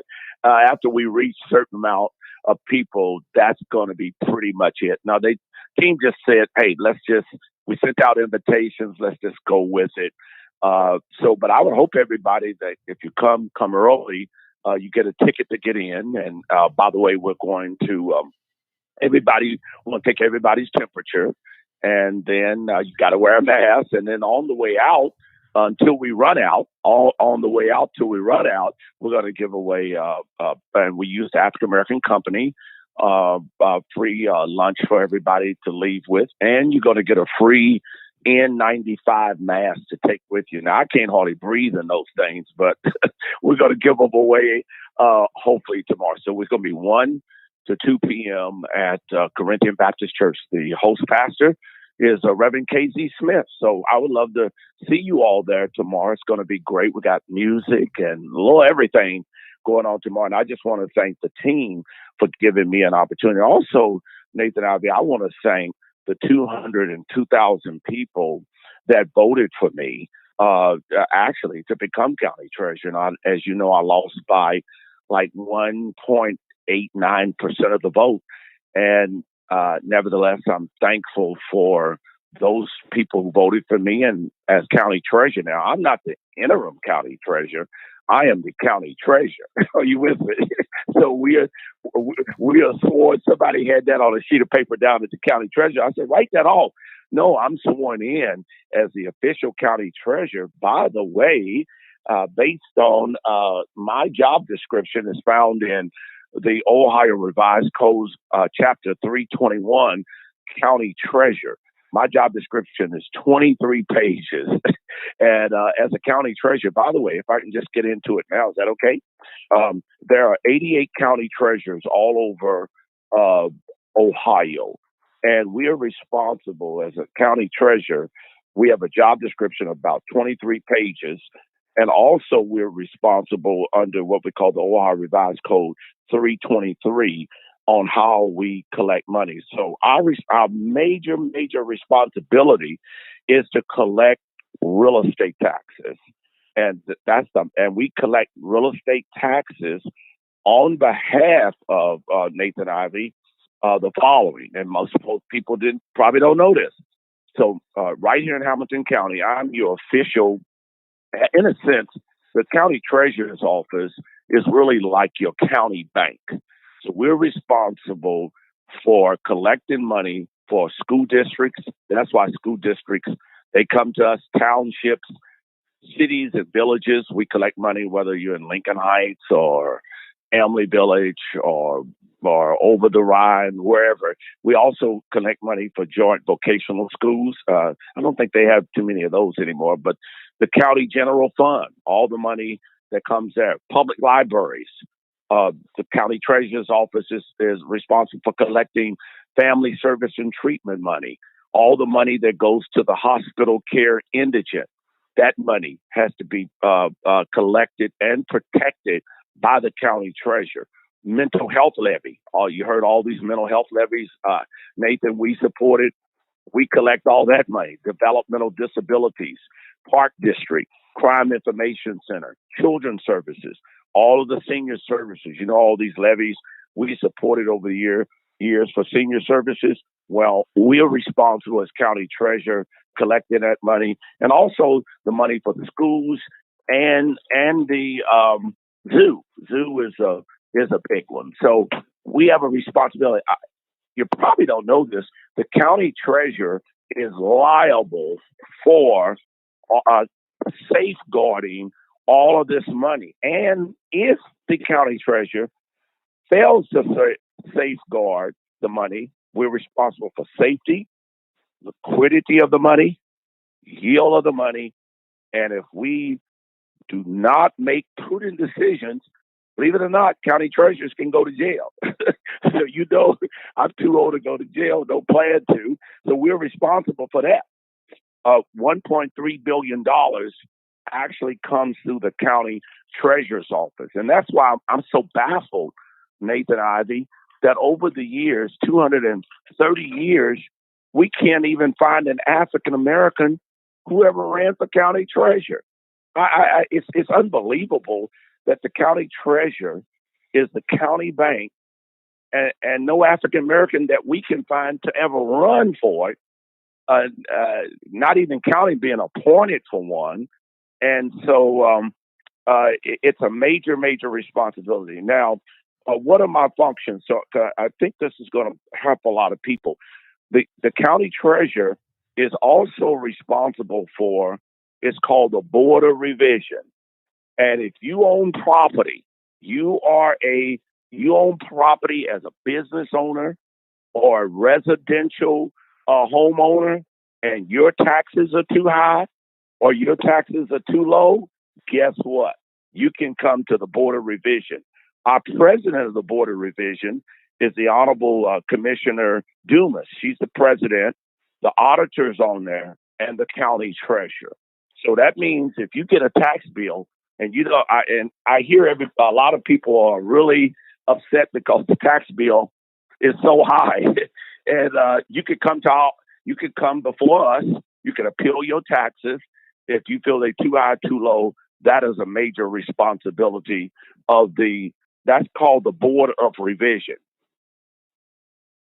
So the Board of Revision And then, so that's one. Then the next one, Nathan, and then I want to tell you what we're going to do while I'm there for 6 months. Right. Plus, I got a couple questions. Yes, that's right. Let me give you. You want me to just give you the three other major responsibilities, and I can stop, and then we can talk about what I'm gonna do. Whatever you want to do, I'll follow your Give lead. us the responsibilities, and I want to jump in. I got a few questions just come up since I'm listening to you talk. Absolutely. And then we can move on with the rest. And remember, you could ask me anything. Everything's on the board. Also, we're responsible for the budget commission.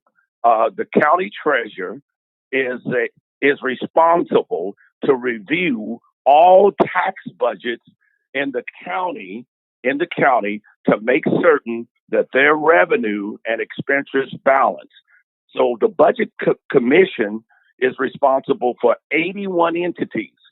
Every city in Hamilton County, every township in Hamilton County, every village in Hamilton County, including the city of Cincinnati, their budget, tax budget, comes before my committee. Matter of fact, Dusty Rhodes and Joe Dieters just nominated me to be the president of the Budget Commission. For those who know, I was the budget finance chair. My colleagues, Democrats and Republicans and charter rights, nominated me to serve as the budget chair for 4 years with the city. So I'm now the Budget Commission.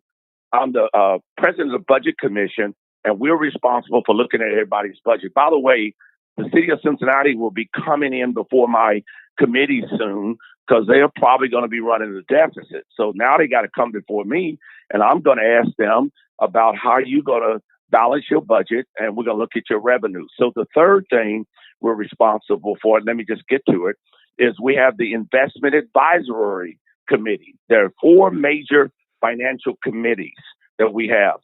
The Board of Revision, the Peculiar Tax, I'm on that. The Budget Commission, I'm responsible for that. Joe Dieters is there and Dusty Rhodes. Then we have the Investment Advisory Committee. This is after all bills are paid, Nathan. After all the county bills are paid, I'm responsible as county chair to invest that inactive money, or whatever we call it. And right now we have $660 million that I'm responsible for investing. And we must follow Hamilton County investment policies, which, again, the money must be invested on safety, liquidity, and yield. So I'm the president of the Investment Advisory Committee. The Honorable, they tell me the Honorable Denise, we haven't had our first meeting yet. Driehaus is on that committee. The Honorable Dumas, commissioner, is also on that committee. Then the last one, Nathan, is we have probably the most controversial one, and I'm meeting with, hopefully, I think today, Laura Brunner, is the Hamilton County Land Reutilization Corporation. It is better known as the Land Bank. You've heard of that, Nathan? The Land Bank. Yes, I have. So yes. So one of my responsibilities there is to get my hands around promoting equal opportunity and making sure that homeowners and African American and people of color are involved in that, because that's a very controversial committee. I'm getting my hands on it. They've made me, I guess before I came, automatically the county treasurer now is the president. So I want to meet there to see what opportunities there could be for minorities, people of color, and equal opportunity. So I'll stop there. That's just a brief overview of my responsibilities. And then if you want to know what I plan to do, ask me. So I'll stop there if that'll help. I'm sorry to give you the detail. But no, that's good. It's a good start. Yeah. It's a good start. Yeah. And again, to the audience via the comment section, if you have any questions for Charlie Winburn in his capacity as your Hamilton County treasurer, then please leave a comment and I'll put it on the screen and try to get it in front of Charlie. But a couple of questions come up. So some of these are less about the specifics and more just about minor details in my own head. So how does this work? You are currently the Hamilton County treasurer until what date, and then what happens? Yeah, I'm the county treasurer. I'm fulfilling an unfulfilled term by Robert Gehring, who was our county treasurer for 30 years. he got elected as the municipal court judge. And so his term is up September the 6th. So September the 6th, I turn it over to the new county treasurer. And that person will take over for the next 4 years. Okay. Anyway, so that means we have between now, so we got 6 months in the position. And so with 6 months in the position, Charlie Winburn, what are your major plans? Like, what do you want to get accomplished? What's your goal for this time? Oh, I think that is so beautiful. Now, it's really interesting now, after 230 years, we ain't never had a black person there, but some of my people, this is to be funny. I'm just trying to be funny. I may not be funny. I hope they don't expect me to make up in 6 months for 230 years. But I will do this. I'm having fun, so don't get upset, anyone. But I will say this. God created heaven and earth in 6 days. Surely I ought to get something done in 6 months. What do I plan to do? Well, one of the things that I plan to do, especially during the pandemic, by the way, I have 21 employees right now, and I have two deputies. And so I got my team right now working on a plan that I'm going to just go on and share it with you. I have not shared this publicly. It's not in the media yet. So really, you're getting the advance on my plan. So, and that's okay. I think people need to know. I'm working on a plan right now to help homeowners. You own a home, you pay real estate tax. Business owners, you pay real estate tax, who are struggling right now during this pandemic to pay your property tax. My goal, I told my office and my staff, my number one goal right now is to help these homeowners save their homes from foreclosure. That is huge for me. And then also to save their businesses so that they can keep people employed. That's my number, outside of all of those 4 things I shared with you about being over the board of revision and being the president of the budget commission. All that's important. Being the president of the investment advisory council and being the president of the land bank. The most important initiative for Charlie Winburn right now is helping people to not lose their homes. The second one is I'm working to find ways to increase home ownership. I believe I'm supposed to meet today with Laura Brunner. Those who know her, she's the executive director or president of the Port Authority, and I want to talk with her today. How can we increase more home ownership? And also, especially, in the minority communities and our communities. And then the third initiative I'm working on, I want to work with the port to make sure we promote equal opportunity, of course, for people of color.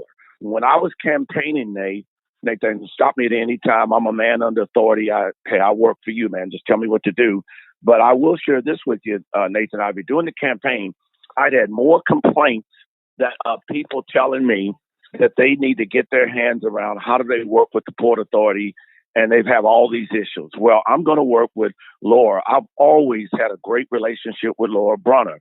I've always found her to be very, very responsible. So I want to use that relationship that I have with her to see what we could do to expand our support in those areas. The fourth thing I want to do is I want to explore a way to, again, promote employment opportunities on the Board of Revision. During the campaign, African-American appraisers, well, at least a few, said, Winburn, there's never been a black male, African-American male who is an appraiser on the Board of Revision. These are the people that if you got high, low taxes and you appeal to us. So I'm working there to find an opportunity to open up hiring opportunities there. Then what we want to do, and I'm going to give you I got 2 more.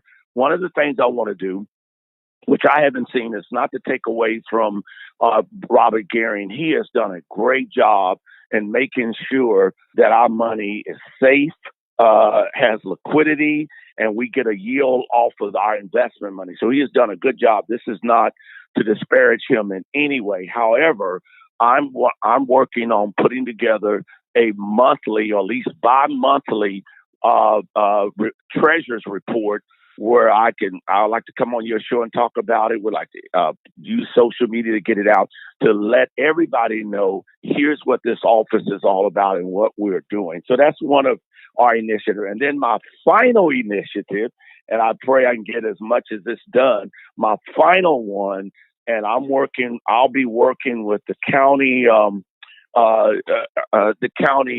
prosecutor's office, who represents, they're the legal arm to the county treasurer's office, to see if I am permitted. What I want to do, and this is the blockbuster one, if we can get it done, I would like to take, for example, say $25 million of the money that I have to invest, $660 million.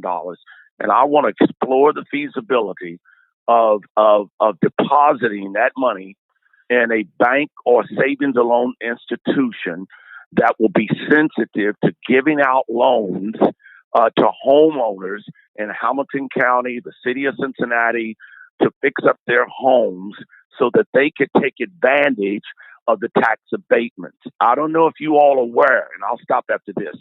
I don't know if everyone is aware. There's a lawsuit right now against the city of Cincinnati, whereby the city of Cincinnati, we're talking about the city of Cincinnati, the mayor, the council, and I'm not accusing any individual of anything, but $200 million of tax abatements were given out all over the city of Cincinnati.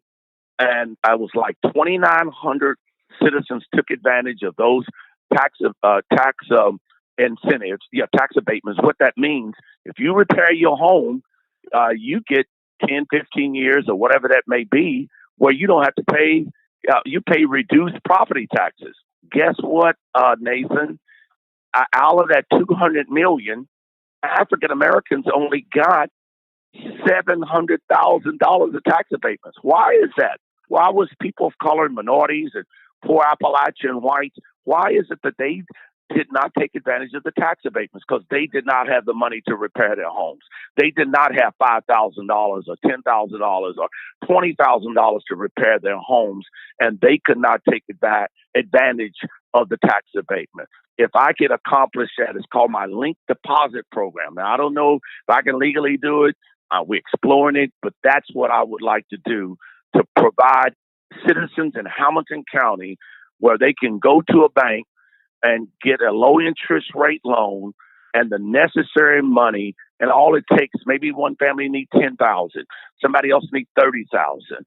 And what happened, let me just tell you this, it's a disgrace from amazing grace that $200 million of tax abatements was given out. And I'm not picking on this neighborhood, but let's just be honest.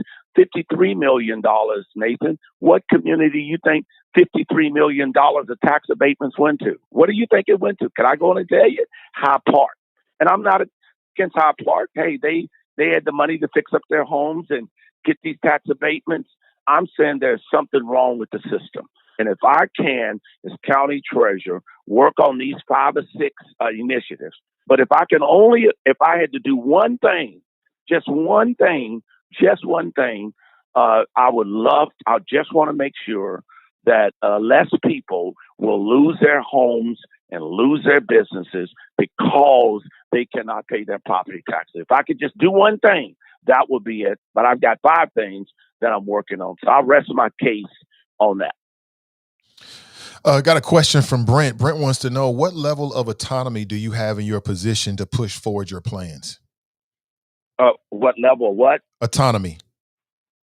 Oh, yeah. Well, what it is, it's really interesting to ask a question like that. Like if you take, for example, the Board of Revisions, I have to work with the auditor, Hamilton County Commissioner. On the Budget Commission, I have to work with the prosecutor and the auditor. On the Investment Committee, I've got to work with the 2 county commissioners in order to do it. So the way the system they got it set up, on the land bank, they already have these institutionalized networks. So I got to work through all of that to get this done. But those who know me, as far as I can stretch the law and stay within the law, that's why we have lawyers to help to find out how much of this that I could get done. But I will tell you this: speaking of autonomy, or when it comes down to helping homeowners prevent as many homeowners from foreclosures and businesses, I have great autonomy there. And guess what? I'm going to use it. Let me say it again. I'm going to use it where I have the authority under my 23-page job description. We are going to use it within the law. You mentioned earlier, well, two things. So you say you have 21 staff members, right?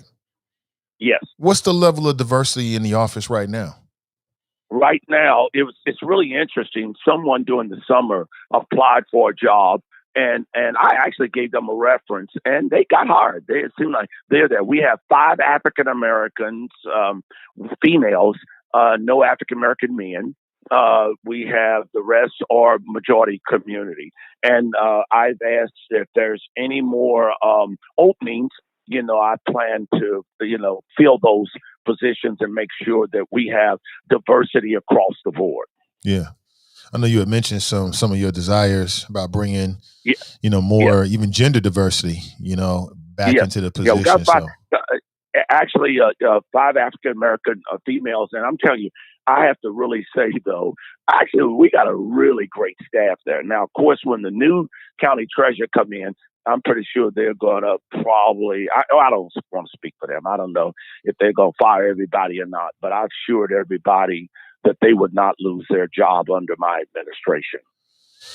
Right. Okay. Yeah. But, I wondered about that since you brought it up. I'll stand there, so if you want to bring somebody else in, it's like they may feel some kind of way about it because Jill Schiller's coming in September. She might want to do something completely different.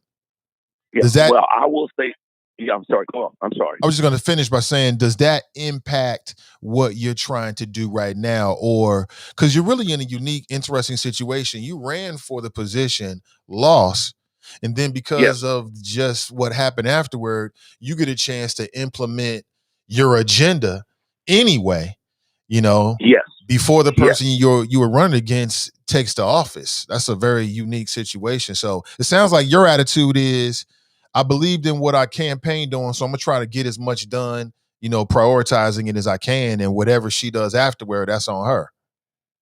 Oh, Nathan, you sound like a prophet. Listen to this. First of all, I'm actually taking everything that I campaigned on. What I campaigned on was going to take me 4 years to try to accomplish. Now what I've got to do is try to get it all done in 5 months. I'm telling you, I'm going to try. This 70-year-old man is going to give it the best he can. I'm going to make sure that when the next county treasurer come in, they won't be able to undo a lot of stuff that I'm going to put in place. Is that pretty good? I mean, that's the only way. If it was me, that was the way I would approach it. Like, I'm here now, so we're going to go ahead and rock this, and whatever happens afterward, it is what it is. So let me go back here. So within these 6 months, and you talked about increasing home ownership in the Black community, right? My ears stood up. Okay. That's what we need. So in 6 months, what are your plans? What can you accomplish, or what balls can you set in motion in 6 months? And if you can be more specific, I prefer it when it comes to increasing Black home ownership here in the county.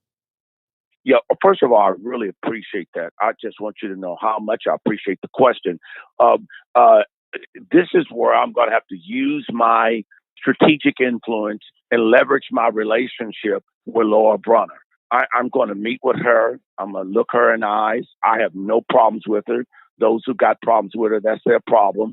But I can't be having problems with her, and I'm trying to get at the table as the county treasurer and the president of Land Bank to come in with a hostile relationship. No, I want to say, what can we do as a partnership to increase more home ownership and find opportunities, not just home ownership, for businesses to get some of these tax lien properties, delinquent tax lien properties, and help fix these properties up to make sure that we have equal opportunity and equality there. So it's going to take some, because you got to remember, whoever asked that question on autonomy, that is a beautiful question. You got to remember, I'm coming into a structure that is ahead of me for 20 years. They've had this land bank last 15 years. So I'm got to work through a structure, man, to strategically find a way to make sure that we have equal opportunity at the table. And those who know me, when I was on city council,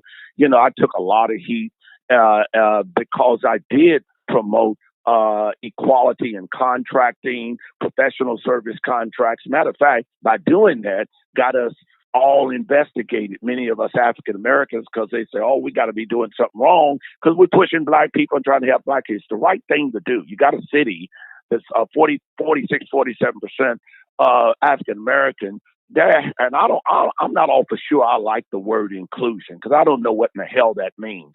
But I will say I know what equal opportunity means. I used to tell some of my brothers and sisters, hey, when y'all come down here, stop talking about inclusion. What you want to do, you want to go for 100% of the contract. If you go for inclusion, you're talking about 10%, 15%, some darn set aside. No, go for equal opportunity. And you want to be at the policy decision making of whatever you do. Stop always trying to get I want my 10%, I want my 15%, I want to set aside. I mean, that's a good place to start, but you might as well go for equal opportunity. So I don't know if I answered that question because I haven't. This is my opportunity to meet with Lord Brother, again, who I have a respect for. And she and I work very well on city council, and I plan to meet with her today to start that process. And I'll keep you all abreast. Please understand, Nathan, I'm a sponsor of your show here. I want to be engaged. I want to be involved. So you can hold me accountable. But like I said, I got 5.5 months to try to, but if I could just do one thing, I want to say that again. If I can only walk away with one thing, how many people can I save from losing their homes and their businesses? I think that one thing during this pandemic could help a whole lot of people. Speaking with Charlie Winburn, he's the Hamilton County treasurer, first African-American Hamilton County treasurer. And we're talking about his plans. If you've got a comment or a question, best way to get it in is just to leave it in the comment section, and I'll try to move it in, get it in as much as possible. Let me see. I'm just looking at the questions here. Somebody says they can make more money available for people to meet their financial needs for a down payment on a home. Is that something that the treasurer's office can do? Can you have an impact on the down payment that people need for homes? Well, let me share something with you. I'm not opposed to that.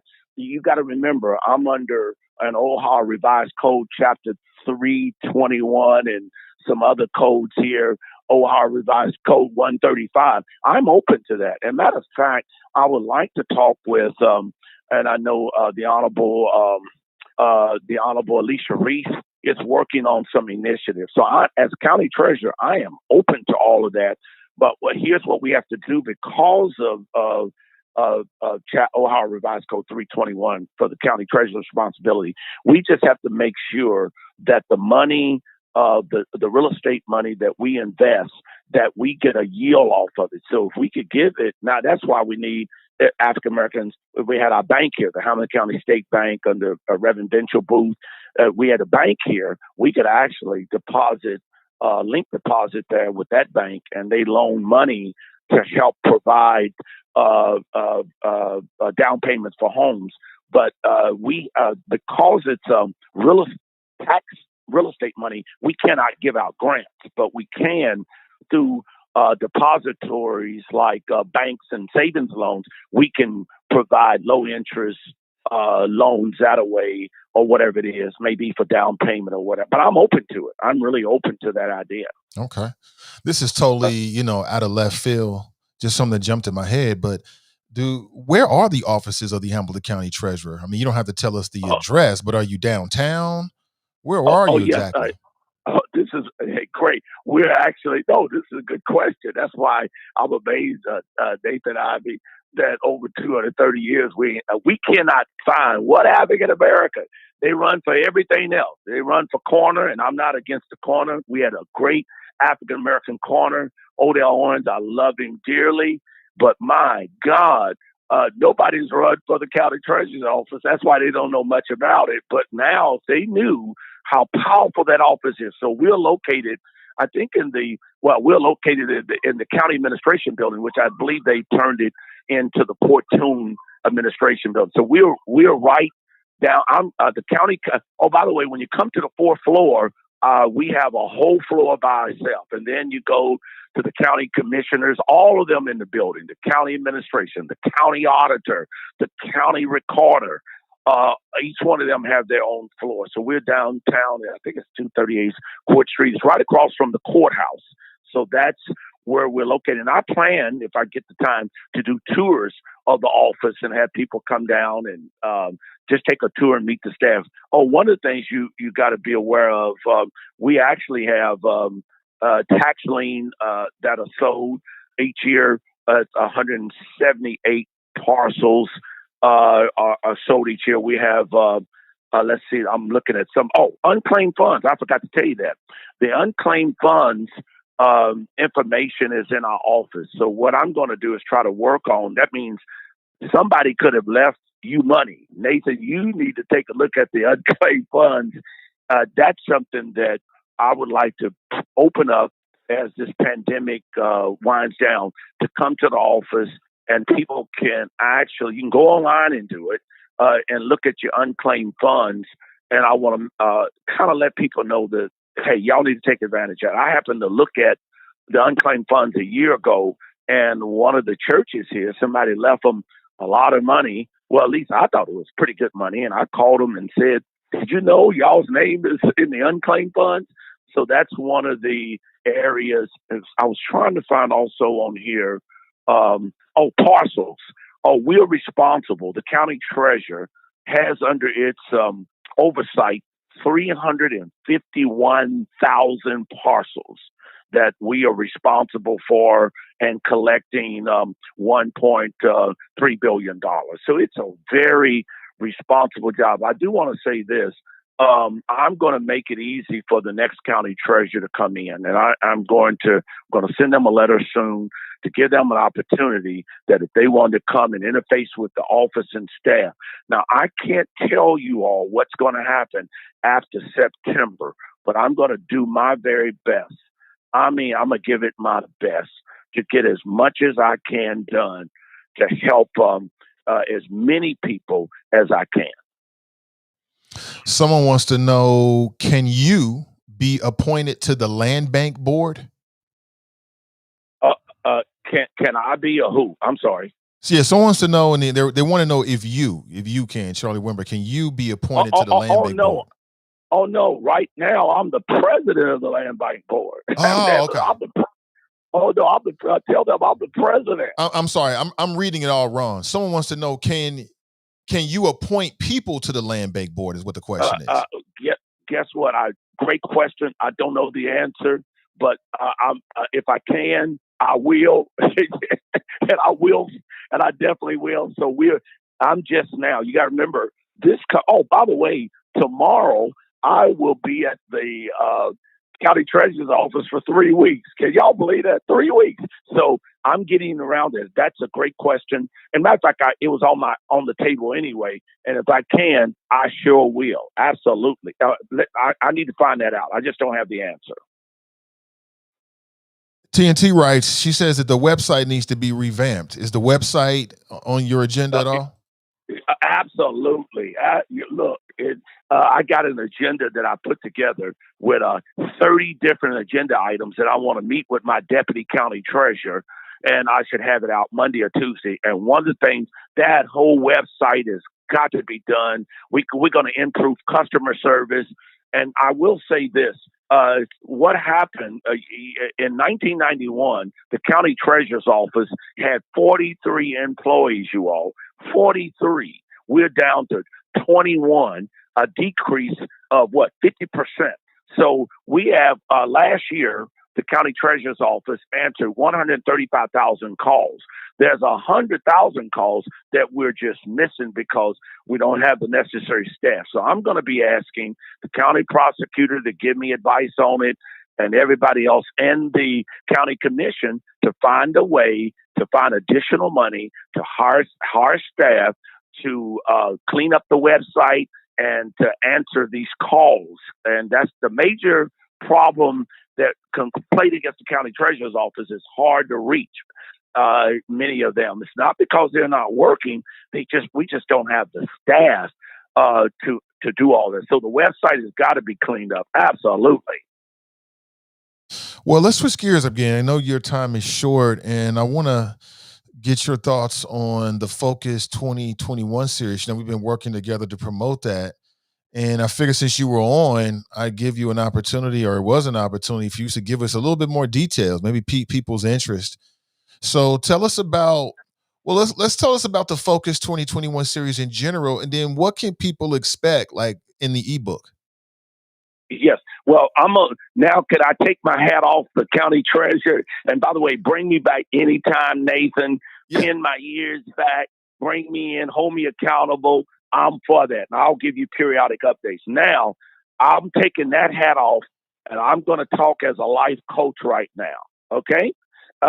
Now, everyone, I'm telling you, I'm going to say it again. You need to go to renewcommunitychurch.org. renewcommunitychurch.org. One word.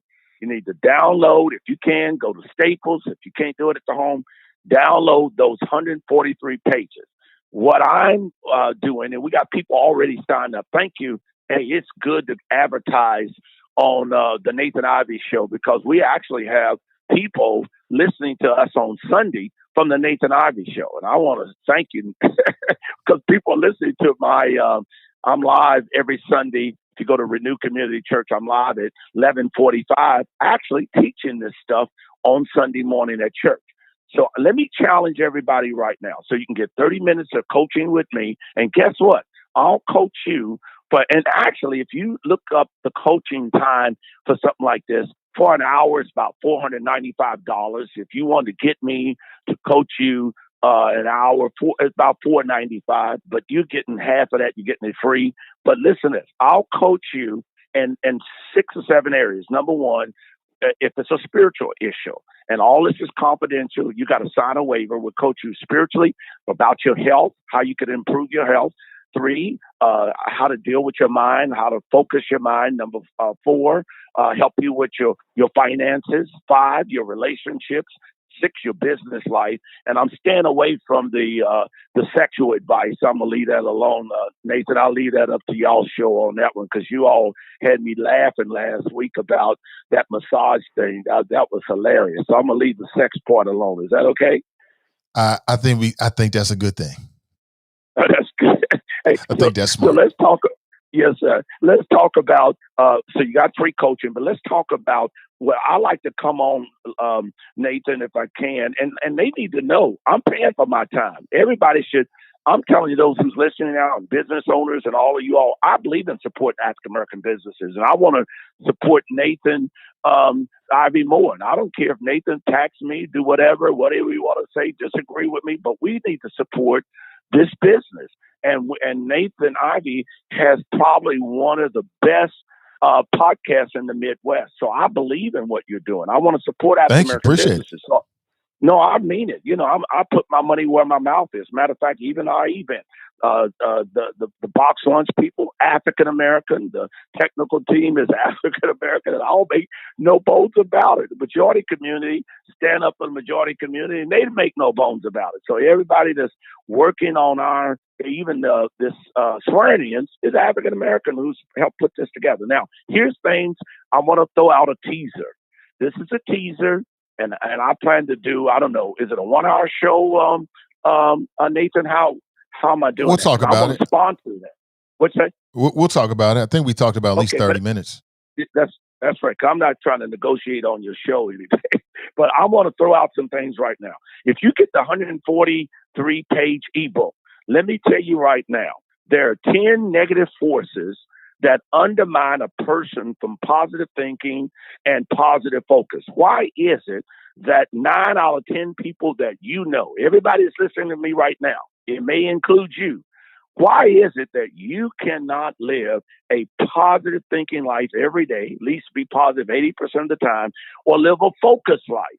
Why is it that most of the people you know, whether it's family members, pastors, preachers, they want to be positive. They say, oh, life is not like that. But it's hard for them to stay focused on their spiritual life, their health life, their mental life, their focus, their financial life, their relationship life, their sex life, their business life. It's just hard for people to get focused. Well, I'm convinced, and I'm going to hit it quickly, I am convinced that we all got screwed up somewhere. And let me tell you, everybody in this world is screwed up in one form or another. It doesn't matter whether you're black or white. Now, I know that's controversial, and that's okay, because I have the facts and the science behind it. So in retrospect, how did we get here? How did all of us get here not being able to live the life that we ought to live, the abundant life, the life of joy and peace? Why is it that our lives are we're struggling all the time?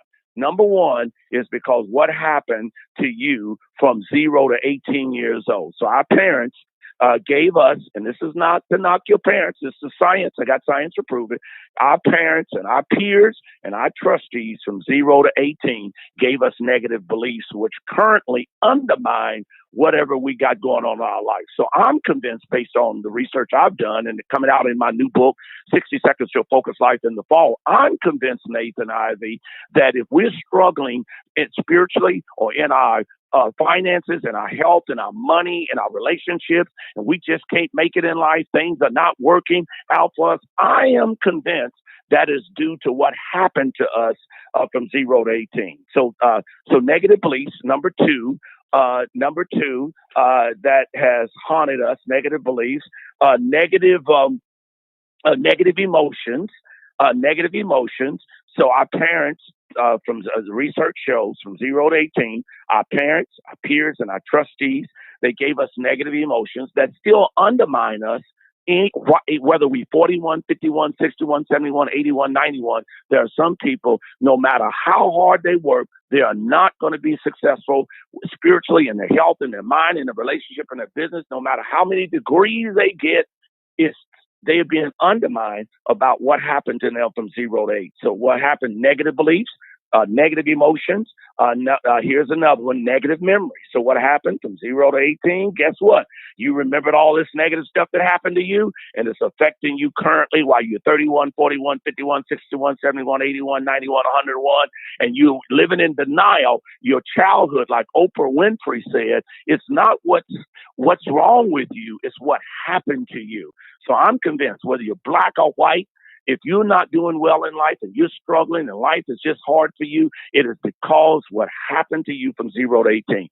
Here's another. There's 10 in my book, and I'm about ready to wrap up. I mean, not book, but in the 143-page ebook, there are 10 negative forces that undermine us. I've already gave you negative beliefs, negative emotions, negative memories. Here's another one that haunts people. Nathan, you've been through it. I've been through unforgiveness.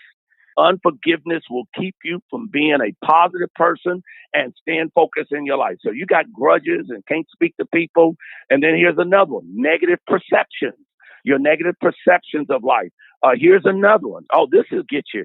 Why people cannot think positive and stay focused on track on their spiritual life, their health life, their mental life. Why is it that your life is always disrupted and got all these interruptions, and you're mad and you're angry and you get on this show sometime and attack each other and take each other apart? Religious traditions, limitations on God and others with rituals and orders and traditions have undermined folk. If you want to get somebody, I got a lot of Christian friends, they're so messed up with all of these rituals and orders that they can't even enjoy life. And another one, the focus on death. There are people that just cannot succeed in life, Nathan, and they stay positive because they're afraid to die. They're afraid to die. They're afraid to live. And they always talk about, I'm afraid to die. And then the next one is, here's one. Oh my God, the church is full of this. Focus on sin. If you focus on sin, you focus on the sins of self and others. The sin the sins of self and others. That would undermine your positive thinking. Another one is, here's one, Nathan, and I'm about through here. Here's one, the focus on hell. That's all you hear. Hey, I'm going to hell. Everybody going to hell. And, if we got to compete against going to hell, some people are so afraid to go to hell that they're no earthly good. And then as a result, their spiritual life is not focused, their health, their mental, their financial. And here's another one. You ready? Focus on the devil. I hear so much of that. People always talk about the devil, but they can never really identify the devil. Well, the devil made me do that. The devil's in this, the devil's in that, and the devil's in that. So all these things undermine people in their life, that they're undermining them every day, and they cannot focus. So what I do, you say, where do I come in as I conclude? Where I come in at, even with my teaching, is I help people to rewrite their lives, to rewrite your negative beliefs, to rewrite your negative emotions, to rewrite your negative memories, and to rewrite your negative perceptions. I'm 71. I grew up in foster homes. I had all these issues. Everything that you hear right now, I struggled with all that stuff. So in the last 2 decades, I rewrote my whole life. And I struggled with all kinds of stuff.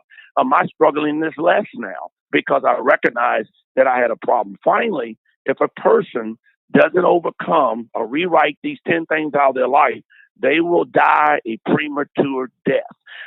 As a result of stress, 3 things that will happen to you. If you continue to struggle every day and negative and angry and upset and mean at the world and attacking people and putting people down, you'll watch me when I come on your show. I don't mind anybody attacking me. That was a young lady or somebody said, Winburn is a fraud. Guess what I did?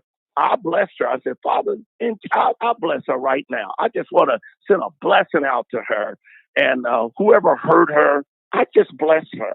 So you'll never hear me really attacking other people and putting people down, because I know through the law of attraction, you'll get all that back. People call it karma. No, it's really called the law of attraction. So 3 things will happen to you. And I'm stopping after this. 3 things. When you got all these 10 forces in your life, negative beliefs, and negative emotions, negative perceptions, and all this crazy stuff going on in your life, and childhood issues that you never rewrote and got out of your life. Now, I've been through it. Like I said, I've been through 17 foster homes. I've been through it. You name it. I know I rewrote my life. Here's 3 things that will happen. If you don't get this negative stuff out of your life, you'll die a premature death. Number 1, you'll increase stress. This is the only way where you can accelerate your death. Stress as a result of negative beliefs, negative emotions, negative memories, negative perceptions. Focus on sin. Focus on the unforgiveness, angry at the world, angry at your mama, angry at your daddy. Then number 2, toxins, toxicity that is set up in your body as a result of stress. And then the final one is called inflammation. 3 things that we have to work in our life. If we could keep our stress down, toxicity in our body, and inflammation down, we'll live our days out. So when we are having heart attacks and congestive heart failure and massive strokes and dying early, it's due to only 3 things. And it's called stress, toxins, and inflammation. And if we can reduce that in our life, we can have fun, laugh, be silly. I'm 70 years old, Nathan. I'm through. I'm silly. Let's just be honest. I'm silly. I joke all the time. I enjoy life, and I don't take life serious, and I don't take anybody else serious. And so I believe at 70 years old, I have something to offer and help people. And by the way, I've trained thousands of people here in Cincinnati and Hamilton County through my master classes. I'm hopefully going to have one the end of the year and train the trainer. I do this. I'm trained to do this. I have for whatever it's worth, my AS, my bachelor's, my master's in education. I've been to Harvard Business School. I've studied at Harvard. I have all the research background. And Biden is talking about the science. Let's follow the science. I'm with him. Follow the science on the pandemic and the vaccine. I'm saying the 143 pages, you need to go through them, follow the science, and I can back up and give the validity to what I just said. Thank you, Nathan. You want to ask me any questions on anything? I don't care. No, Charlie, I I think we got it in, man. I just appreciate your time this morning coming on with us. And just so people know, we're going to schedule time to have you come back and talk in more detail about that. And can people call in and ask me questions, tough questions? I don't care. You cannot hurt my feelings. In a sense, I'm like Freddy Krueger, and I'm like a phoenix. You can't get rid of me. I'm in your life. I love you. You ain't nothing you're gonna say to embarrass me. So I would love when I come on. Okay. I would love for people to ask me questions. All right. Remember you said that. Hey, but Charlie, thanks for your time. I appreciate you, brother. Hey, thank you, man. God bless you 1,000-fold, man. Yep, most def. That's Charlie Winburn. Yeah, it went a little over. We're scheduled just to talk about maybe, let's just say a shorter time frame.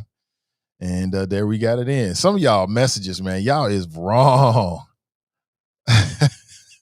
David Wright, this segment made my treadmill session worthwhile. So somebody got something out of it. Daryl writes, well, you didn't follow the Never Trumpsters and win the election. Drop Rice, rack 'em. Janine writes, but if everything is a result of what happened to you from 0 to 18, then wouldn't that involve certain feelings, whether they're negative or positive towards your mother and father? ? Vernon writes, there's only 24 hours in a day, Nathan. Tracy, I don't know what you're trying to say with these emojis. I don't know what you're trying to say with those emojis. I'm not the best emoji reader. I'll admit it. Charles writes, he takes no one seriously, huh? See, y'all wrong. Drop writes, Charlie Winburn, rumble, young man, rumble. Hashtag BND, Black Not Democrat.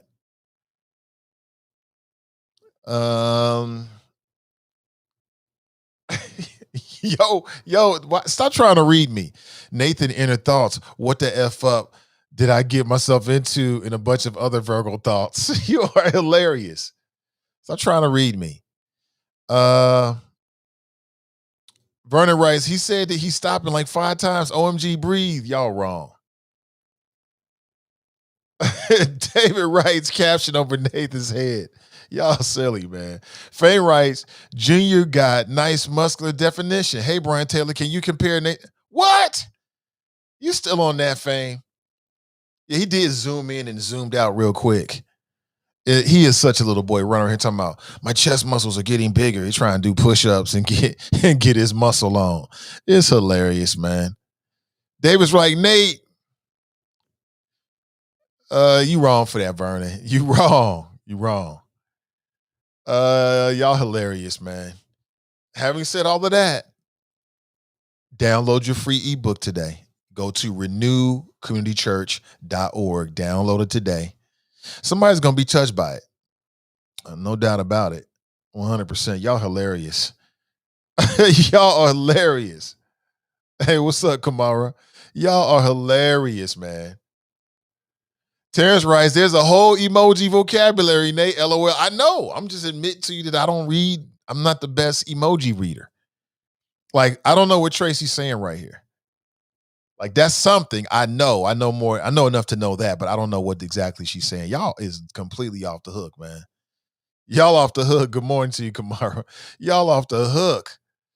Oh, my gosh. What is this? Kurt Franklin and co-parent Sean Ewing speak. Whoa. This is interesting. Hold on. Let me check this out. It's 19 hours ago, Madame Noir. Madame Noir. Let me see. Kurt Franklin sits down for his first interview since this happened. This is from the Tamron Hall show. They probably I'm not even gonna do it. They're gonna copyright strike me. I'll check it out though. Thank you for that. He just told us what was in the book, and we don't have to download it. We just got the Cliff Notes. Y'all got a small piece of the book, but I understand. Y'all is wrong. Y'all wrong. Now, why y'all gonna disrespect him like that? And I know you didn't really disrespect him. I'm just effing with you. Like you said, man, all you gonna do is bless you. Charlie Winburn is a man that's blessed. He's gonna just bless you back. Like, and he keeps talking about he's brought it up several times to me in our conversation. He keeps talking about this person that says something about him in the chop shop. I didn't even read it, so I don't even know what they're talking about. But he keeps bringing it up. He brought it up again today. So it is what it is. It is what it is. Let me see here. Y'all are wrong, man. That's all I can say. You're wrong. You're wrong. You're wrong. You're wrong. All right, let me where are we here? We got really no more time left. Sometimes people think out loud. See, that's okay. Does he have an album coming out soon? Kirk Franklin, I'm speaking of. I wouldn't be surprised if he came out with an album. I wouldn't be surprised. That would make sense on some levels. Well, let me take that back. Kirk Franklin don't have to do that kind of stuff to get album sales. All he has to do is just come out with the money. You know what I'm saying? I mean, that's all he got to do is come out with the money. And by money is come out with a great song. All he has to do. Kirk Franklin is established enough that he doesn't have to stoop to these kind of tactics to try to get publicity for an album. You know what I'm saying? He don't got to do that. All he got to do is put out a super dope song and people are going to pick it up and he going to make money off of it. So I don't want to believe that. Fast Pitch. What's up, Fast Pitch? She writes, good question, because this ain't nothing to do a sit down about, right? Sit down about what? Listen, family, I really appreciate you for being here. I'll be back with you and better than ever tomorrow morning at bright and early at 7:30 a.m. Chop it up, chop it up. All right. And check out Ask Ashley today at 1 p.m. Midday Juice tomorrow, 12:30. And I'll be back with you within 24 hours. We'll chop it up on everything. Fridays have become somewhat of a weekend review, 3 stories you might have missed type of thing. We'll see what's in the news. I've got a couple feelers out in terms of, or requests out in terms of guests that you might find interesting. Shout out to Charlie Winburn for the time this morning. I thought it was really interesting, especially when he was talking about, what he's going to do for Hamilton County Treasurer. We, the people, should hold him accountable, and we'll see what happens. Like somebody said, he might put something in place, and maybe Jill Schiller, when she comes in, she's like, oh, I think it's a good idea. Or she might say, nah, all of this gots to go. We don't know yet. We'll find out together. Have an excellent rest of your day, family. Until next time, I'm Nathan Ivey, and I'm out.